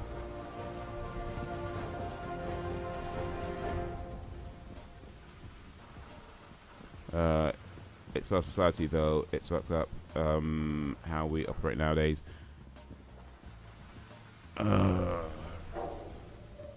Repair the converters. You know, can I like skip this and come back to some time? Because I'm kind of bored of this bit actually.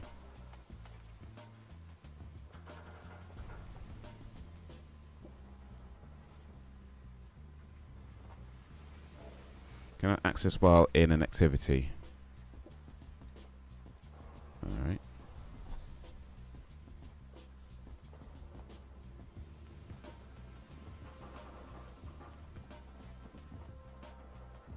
So I guess this is where. Very.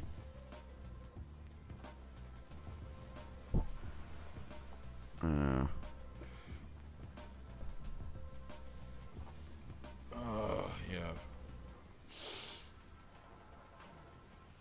Oh man, excuse me. But yeah, no, there's certainly. I mean, depending on what's this about? Yeah, there's certainly, you know, depending on where you go and who you interact with and so on. There's certainly that's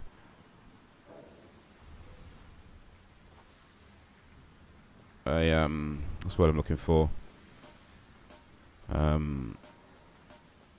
There's people that are a certain way that does exist. So yeah, well, you ever shot a gun? No, not a real one. Never shot a real gun. Only fake ass BB guns, but yeah, never a real one.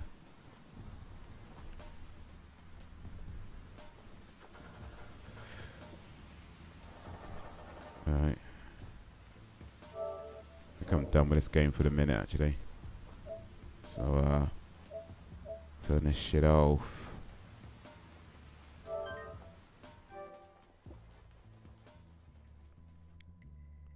These hoes ain't loyal. Power. Turn off.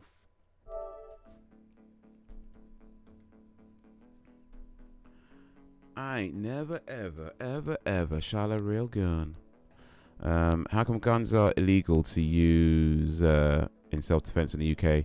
If someone breaks in your home with a knife, you can't shoot to defend yourself? Well, pretty much, yeah. That's how it goes. I don't know the exact reason behind it. It's been that way for a long time, so I don't know what the exact reason is. I'm sure it's something to do with safety and things.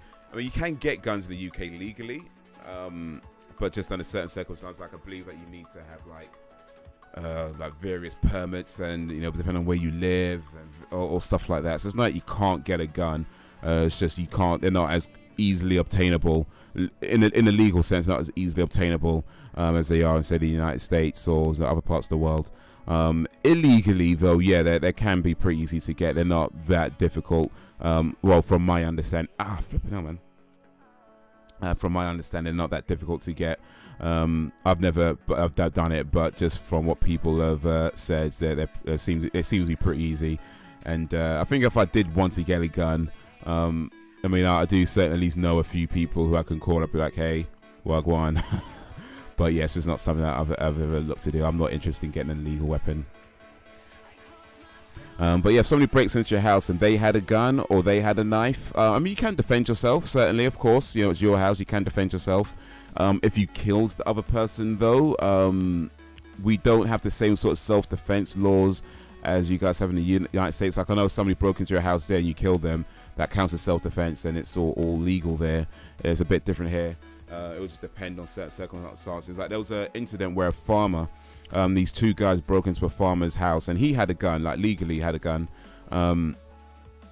They broke into his house, and he shot them both. One of them died, and the other one was just severely injured. And what happened is that the one who was injured decided to sue the farmer for injuring him. Think about this for a moment. He broke into the farmer's house, and the farmer shot him, killed one of his friends, and injured him. And he tried to sue him for, yeah, it didn't go very well. It didn't go very well. At least I'm not, I remember anyway. It was a while ago. I might be remembering the story incorrectly, to be honest. But from what I can remember from memory, I don't think it went very well for the gentleman who tried to sue. But yeah, actually, let me see if I can find that story. Because I'm probably remembering it wrong, to be honest. Let's say UK farmer shoots robber. It was a while ago this happened.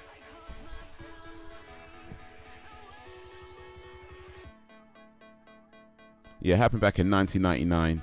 So yeah, a farmer from Norfolk, England, who shot a burglar dead in his home in 1999. August, Martin was convicted of murder, later reduced to manslaughter on grounds of diminished responsibility, and served 3 years in prison, having been denied parole.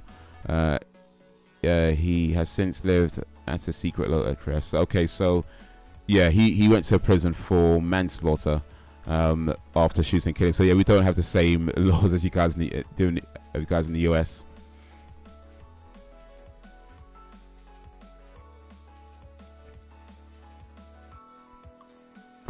That's fucked up. So if I went to the shooting range with a knife to attack people, you're telling me no one would shoot me? No, I wouldn't actually. No, well, I mean, not legally, and at least anyway. I mean, you might get shot. Don't think because it's illegal it won't happen. You might get shot still, but legally, yeah, no. It's injustice to be able to defend yourself in America. A gun is for self-defense and not a toy for shooting. Indeed, and you know, I'm not some. I would say that I would. Well, I kind of ebbs and flows. Depends on the specifics. Like, I'm not against the idea of people owning guns. When it comes down to it, I don't think that's a bad thing to own a gun. I know there's a lot of people in the UK that would be against it. I'm not against the idea of people owning guns. What I am against, however, is guns just being handed out to just anybody. You know, there needs to be. I believe there should be rules in terms of who gets a gun. Training required to get a gun. I think about it. You learn how to drive a car, right? You can't drive a car without a license. So it just makes sense to me that you should learn. You should have at least some basic training of, you know, handling guns and, you know, safety and that whole thing. You know, have some basic training that says, okay, this person has passed a basic course in gun safety and all that kind of stuff. I'm not saying you have to all have to be expert shooters, of course not, but you should have some I think you should have some basic training in gun handling and that sort of thing. I don't know if that happens in America, to be honest. It might happen already, but if it doesn't, then it should. But yeah, I'm not against the idea of people owning guns. I just think they just need to be handled with safety, because they are dangerous items. You know, no doubt about it. But yeah, the laws in the UK are just different. You know, if somebody broke into your house and you killed them, you could go to jail for from at least manslaughter. It's how it is, you know.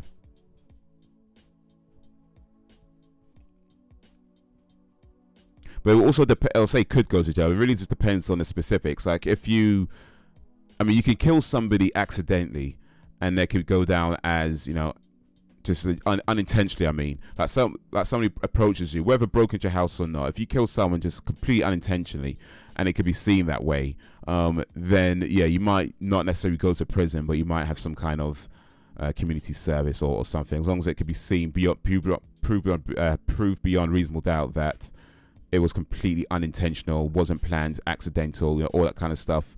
It was just a freak accident, you know what I mean? Something like that, then yeah. Guns have lots of restrictions to get them, but it's illegal. Black market firearms people used to kill people with. No one registers a gun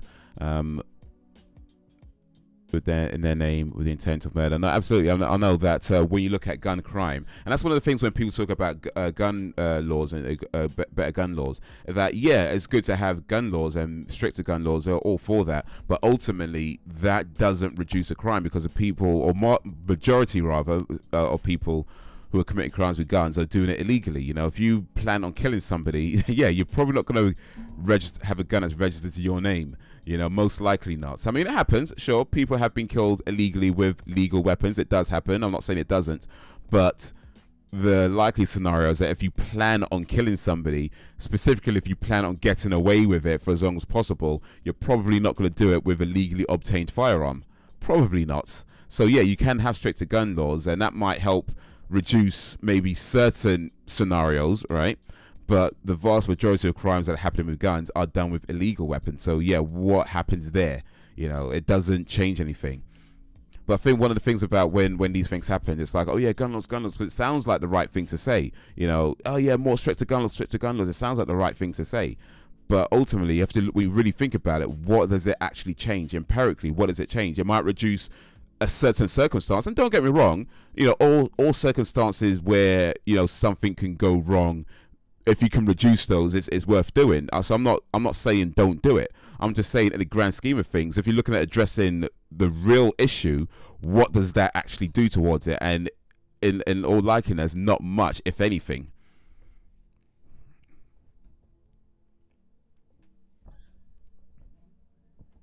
Each gun barrel is uniquely bored, so they leave a marking in the shell casing. So each gun shell has its own fingerprints. They're pretty much indeed. Yeah. My best friend has an AK-47, a couple AR-15s, and a DP-12, but he can't shoot those guns in city limits. So I should think not. Dude, Wagwan. I have a slingshot. Hey, you know what? If it works, it works. You know what I mean? David slayed Goliath with a slingshot, so don't knock it, man. Don't knock it. And what's it? In the did they did it in a movie? I think they did it in a movie as well, but it's definitely in the book where they take on it with a slingshot. So you know what? Hey, if it works, man. Springfield Armory 40. I have a Smith & Wesson pea shooter. That's what I have. It's a BB gun, Smith & Wesson BB gun. It's a pretty cool BB gun, but it's a BB gun. I actually bought that before they changed the laws around BB guns as well. Now BB guns over here aren't so easy to get, but back when I bought it, you could pretty much go into any shop that sells it and just buy one. It's cool, but now there's certain restrictions on BB guns now as well, that they're not as easy to get. Which, to be fair, is probably a good thing because you can still do some damage with a BB gun, you know. Not as much, of course, as a real gun, but, you know, you can still do some damage. You can make a gun. Oh, yeah. How about a bang stick? What's a bang stick, dude? What's a bang stick? I don't even know what that is. A stick that you bang things with, I guess? No. Bang, bang, bang. Gun's just a wooden stock with metal parts and spring rigged to fire a primed caliber. Well, yeah, if you define it that way, then yeah, you can make a gun. It just may not be very effective. If you're making it out of paper, it's like, what? Diving gear, shotgun. Oh, okay, fair enough. Okay, well, I guess that counts. You can do some damage with that. Some.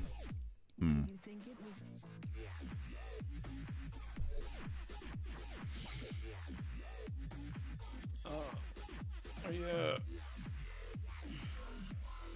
I would say this though. I mean, in all fairness, in terms of guns in the UK and stuff. I mean, yeah, it is a lot harder to get a gun legally in the UK.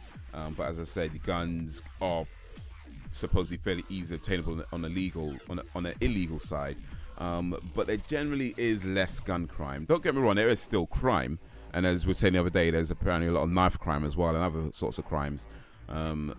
But yeah, there's generally less gun crime. So there's something, silver linings where you could take them.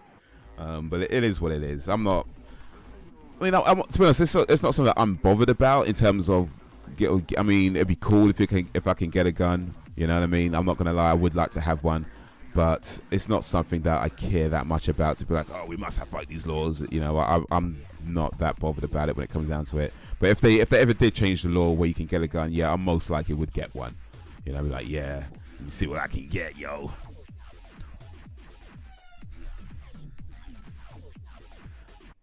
I got a potato gun with nails. Hey, man, if it works, man. The redcoats are coming. The redcoats are coming. Oh, wait. They banned guns years ago. Let them come. Just got a super soaker filled with bee spray. Hey, you know what? You put like I don't know, something like some kind of a chemical or something in there. Like, yeah, like bee spray, just spray in somebody's face. Ah, that stings. Kick them in the balls afterwards. Knife attacks are horrible there, but nothing compares to US gun violence. Oh no. Well, I don't know about nothing comparing to US gun violence, but let's just agree that all violence is bad. Yeah, let's just say that. You guess 12 times the amulet of knife crime attacks, those guns attacks in the US. Washington Post just did the article 4 days ago. Poop today was healthy.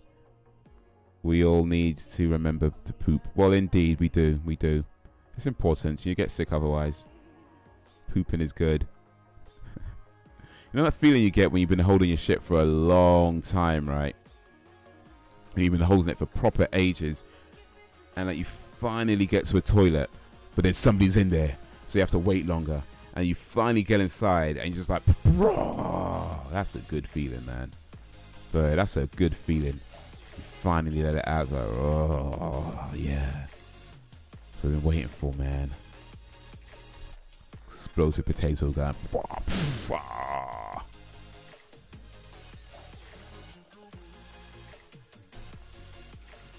Oh. How you doing, dude? We're just about to come to the end of the stream, but appreciate you coming through, talking to us for a little bit. If you don't know, now you know. We in the village right now, and as of right now, you've been earning some shillings. What are shillings, I hear you ask?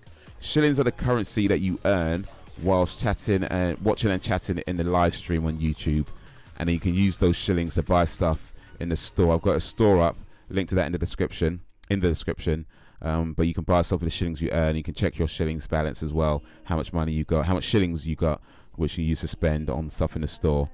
Some pretty cool items there so far. I think they're pretty cool anyway. Maybe not all of them, but yeah, some of them are pretty cool at least.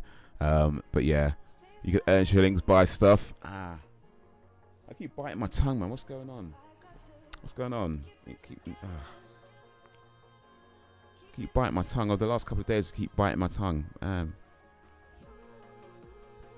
Not good, man. Not good.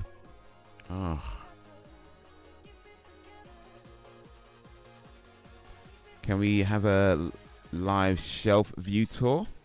All right, let's see if we can do that real quick. Let's see. How am I gonna do this without knocking things over, though? That's important. Don't knock things over. Put that down there for now. That should help. Not knocking things over. Actually, methinks I have an idea. It's a birthmark. It's a birthmark. Born with it. You can always rely on your brain to outsmart yourself. Outsmart yourself out of any scenario. Never forget that, indeed. Very important. Stay sharp, man. Stay sharp. Football got 650 shillings, man. Nice one. Maybe you have a sore on your tongue. Best get that checked out. Possibly. Well, I think if I bite it enough times, I'm definitely going to have a sore on my tongue, so yeah. Yeah, okay. Oh, by the way, yeah, I don't mind you asking. By the way, I just saw that last bit now. Don't mind you asking. It is what it is. I have a huge scar on the side of my face. How'd you get that? Was that a fight? Did you get into a fight with somebody? You should see the other guy. Alright, actually, no, before I stand up, let me actually set this thing up before... so I think I can do a live... I could do a quick tour with my other camera. It might not be too neat though. That's not the one I want to use actually. Let me get rid of that. I don't want to use that. We don't want that one there. EVGA.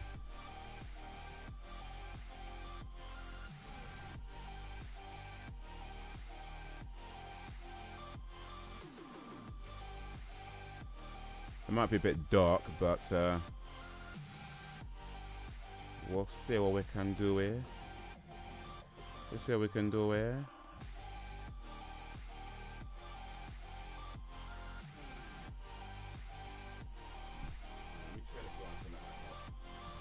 If I can move this camera a little bit easier than my other camera.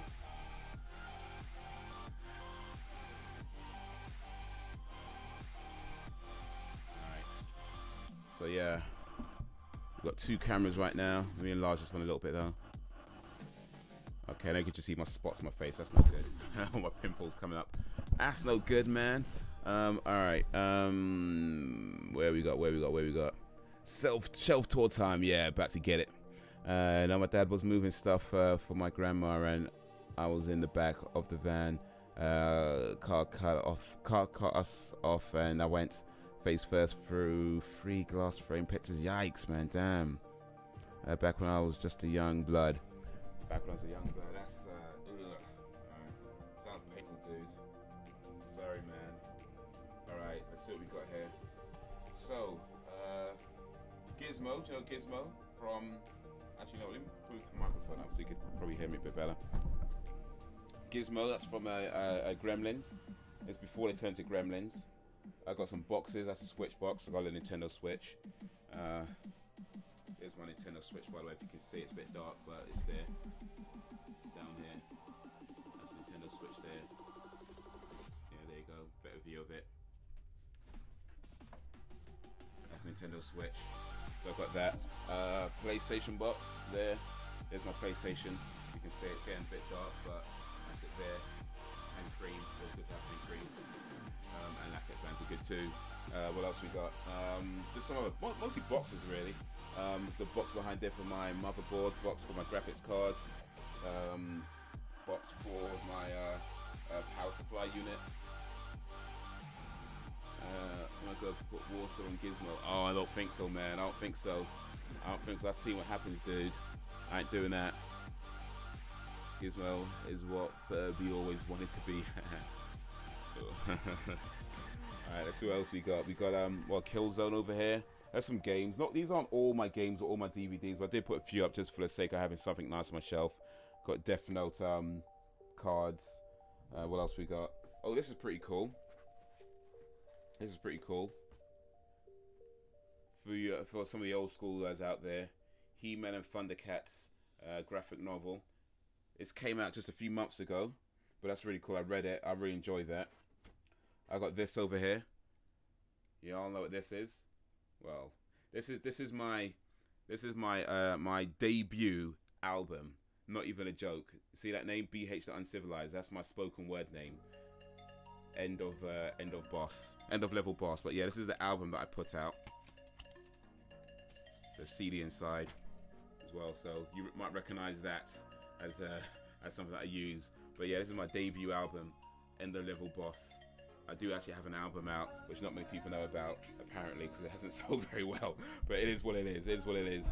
Got some more DVDs, Idiocracy, Beyonce, of course, Metallica, of course. Oh, over here, Pantera, Janelle Monáe. And yeah, some stuff down here, games, more games, and some random things over there. But yeah, that's my store shelf. Store shelf. That's my shelf tour. That's my shelf tour. All right. Hope you enjoyed the shelf tour. Hope you all enjoyed it. Cool shelf, thank you, dude. No problemo. Glad you liked it. Glad you liked it. I'm building the background for my stream setup. Nice. Yeah, you mentioned that you were getting some stuff. How's that going?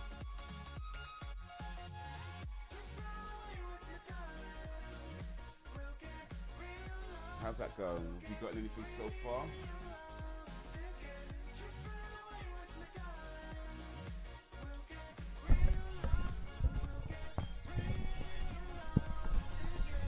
Just run away with me, darling.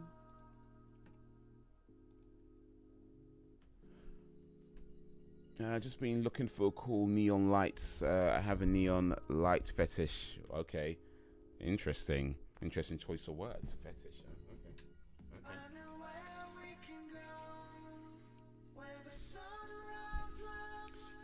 I'm building a soundproof room for my girlfriend. Okay, that could either be a really good thing or a really bad thing. A soundproof room for my girlfriend. Does he talk that much? It's one of these things we just come home. Here's a soundproof room. Happy birthday. Or is she a singer maybe? I don't know. If she's a singer, that's a good thing, because if she's a singer, she'll need a soundproof room. You know what I mean? So she can practice singing and stuff, or music and things like that. It's good to have a soundproof room for music. I kid. I'm only teasing. But I mean, it depends. I'm sure it's good reasons you're getting her a soundproof room. You ever play the PC game The Forest? The Forest. I don't think have I heard of the game Forest? It sounds familiar. The Forest. Welcome to the Forest. Let me look this up real quick. Forest. Mystery thriller. Oh wait, no, it's a movie. Okay, there we go. Steam. The Forest.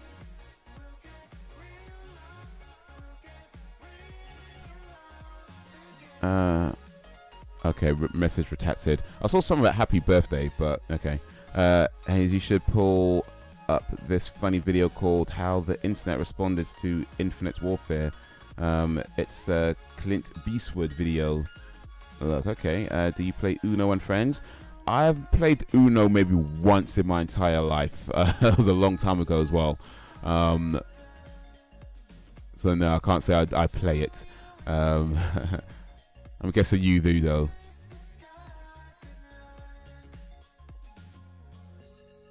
Alright, what's it called? How the Internet Responded. That was an awesome trailer, by the way. I really like that trailer. I did a reaction for it if you guys haven't seen it. It's on the channel.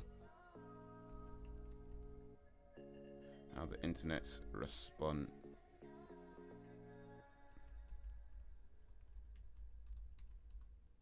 Infinite Warfare. Oh wait, Infinite Warfare. Duh.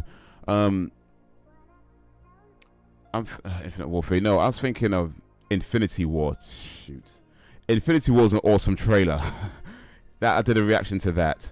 Infinity was an awesome trailer. I did a reaction to that. Infinite Warfare. That was, of course, as a Call of Duty game. I did not do a reaction to that. Right, but I'll check this video out in a little bit. Uno is a friendship breaker game. Okay, so should it be Uno and soon to be former friends? Show what we call it. Uno and soon to be your former friends. People that you cannot stand after this. Witness the rise of Conor McGregor.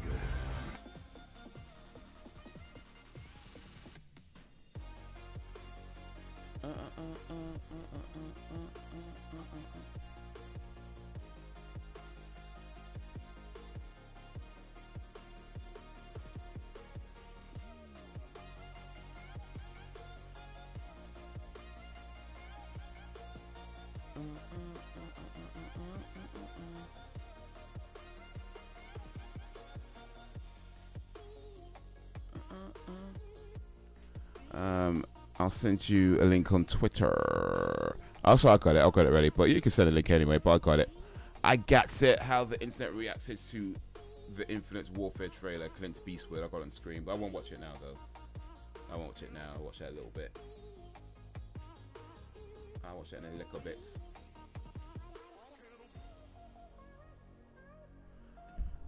But yeah, man. But speaking of Twitter, for those of you who aren't already, make sure you are following me on Twitter @BanditHaze and on Instagram @BanditHaze.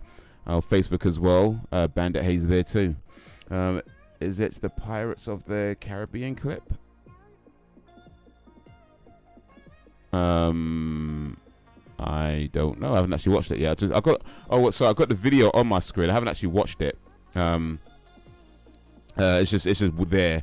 It's what I do to remind myself of stuff. I put the video up, but I press pause, so I haven't actually seen anything from it. But it's just there to remind me to check it later. That's how I do things. I just create tabs on my browser to remind me to do stuff. But yeah, I'll watch that in a little while. YouTube classic meth anti-drug PSA. Oh meth. Oh meth. Don't do drugs because drugs are bad. If you don't believe me, ask your dad. If you don't believe me, ask your mom.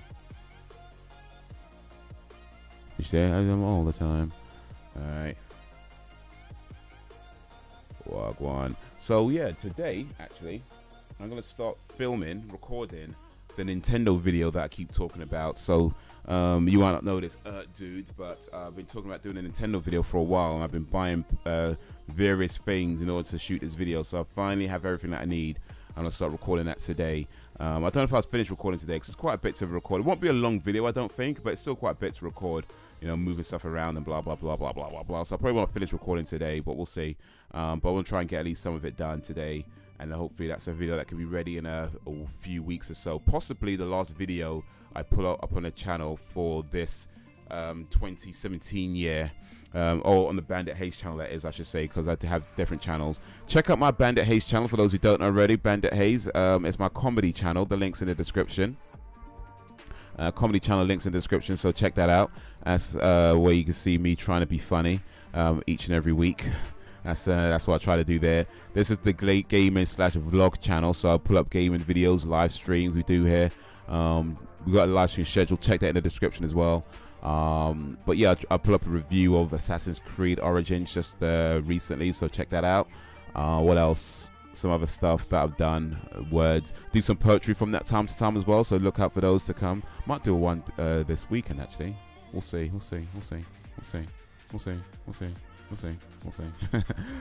Good luck, dude. Cool video setup indeed. Well, appreciate that, homie. Appreciate that. And no problem, you're welcome for the shillings. The shillings are that they get rewarded 60 shillings every 45 minutes, as long as there's 20 chat messages in between each one. So that means y'all been keeping the chat lively. That's what that means. So I appreciate that. Appreciate that, homies. But yeah, you can use those shillings in the store. Check out the store. There's some games there right now. Well, it's all games there right now, all PC games. Let me know if there's anything you like. Make sure you be getting enough shillings to get them. You know what I'm saying? Make sure you get enough. And if there's games that you want to see on there, or, you know, let me know. I'll see if I can get them. I can't make promises right now, but, you know, I'll see what I can do. If there's things that you guys want to see there, we'll see what we can do about getting them, you know. I'll try. But yeah, do check that out. But yeah, for now, the last video I did, let me get you guys a little link. I know some of you've seen this already, but I'll send it out anyway.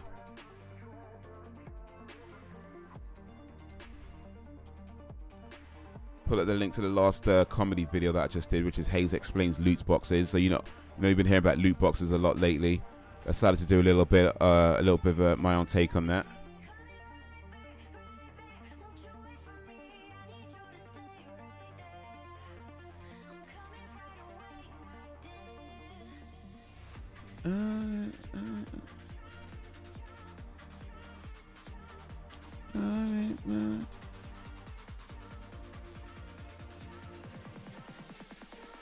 But yeah, make sure you like, subscribe to all those channels.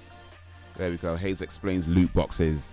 That's if you haven't watched it, please check that out. If you have watched it, maybe check it out again.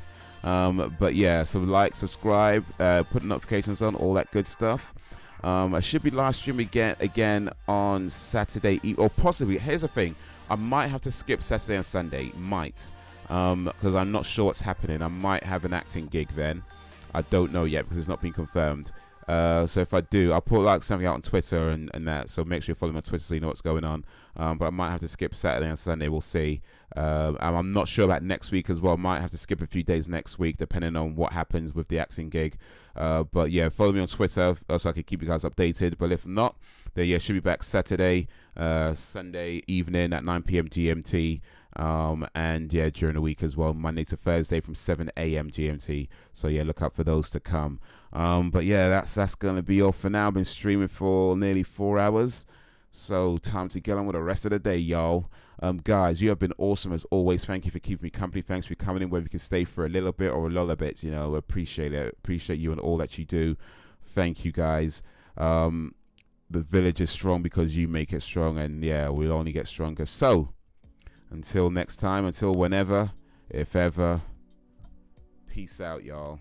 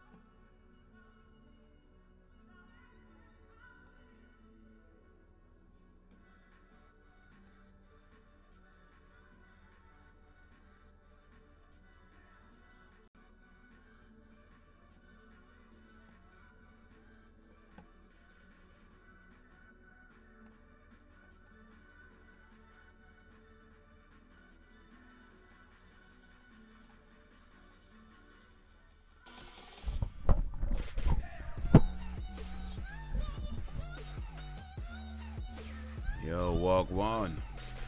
Sing for absolution, walk one. Sing with me. Sing, yeah. Sing for the man. How you doing, my man? Just reading your or just was reading your messages, your comments. Appreciate that, by the way. Comments on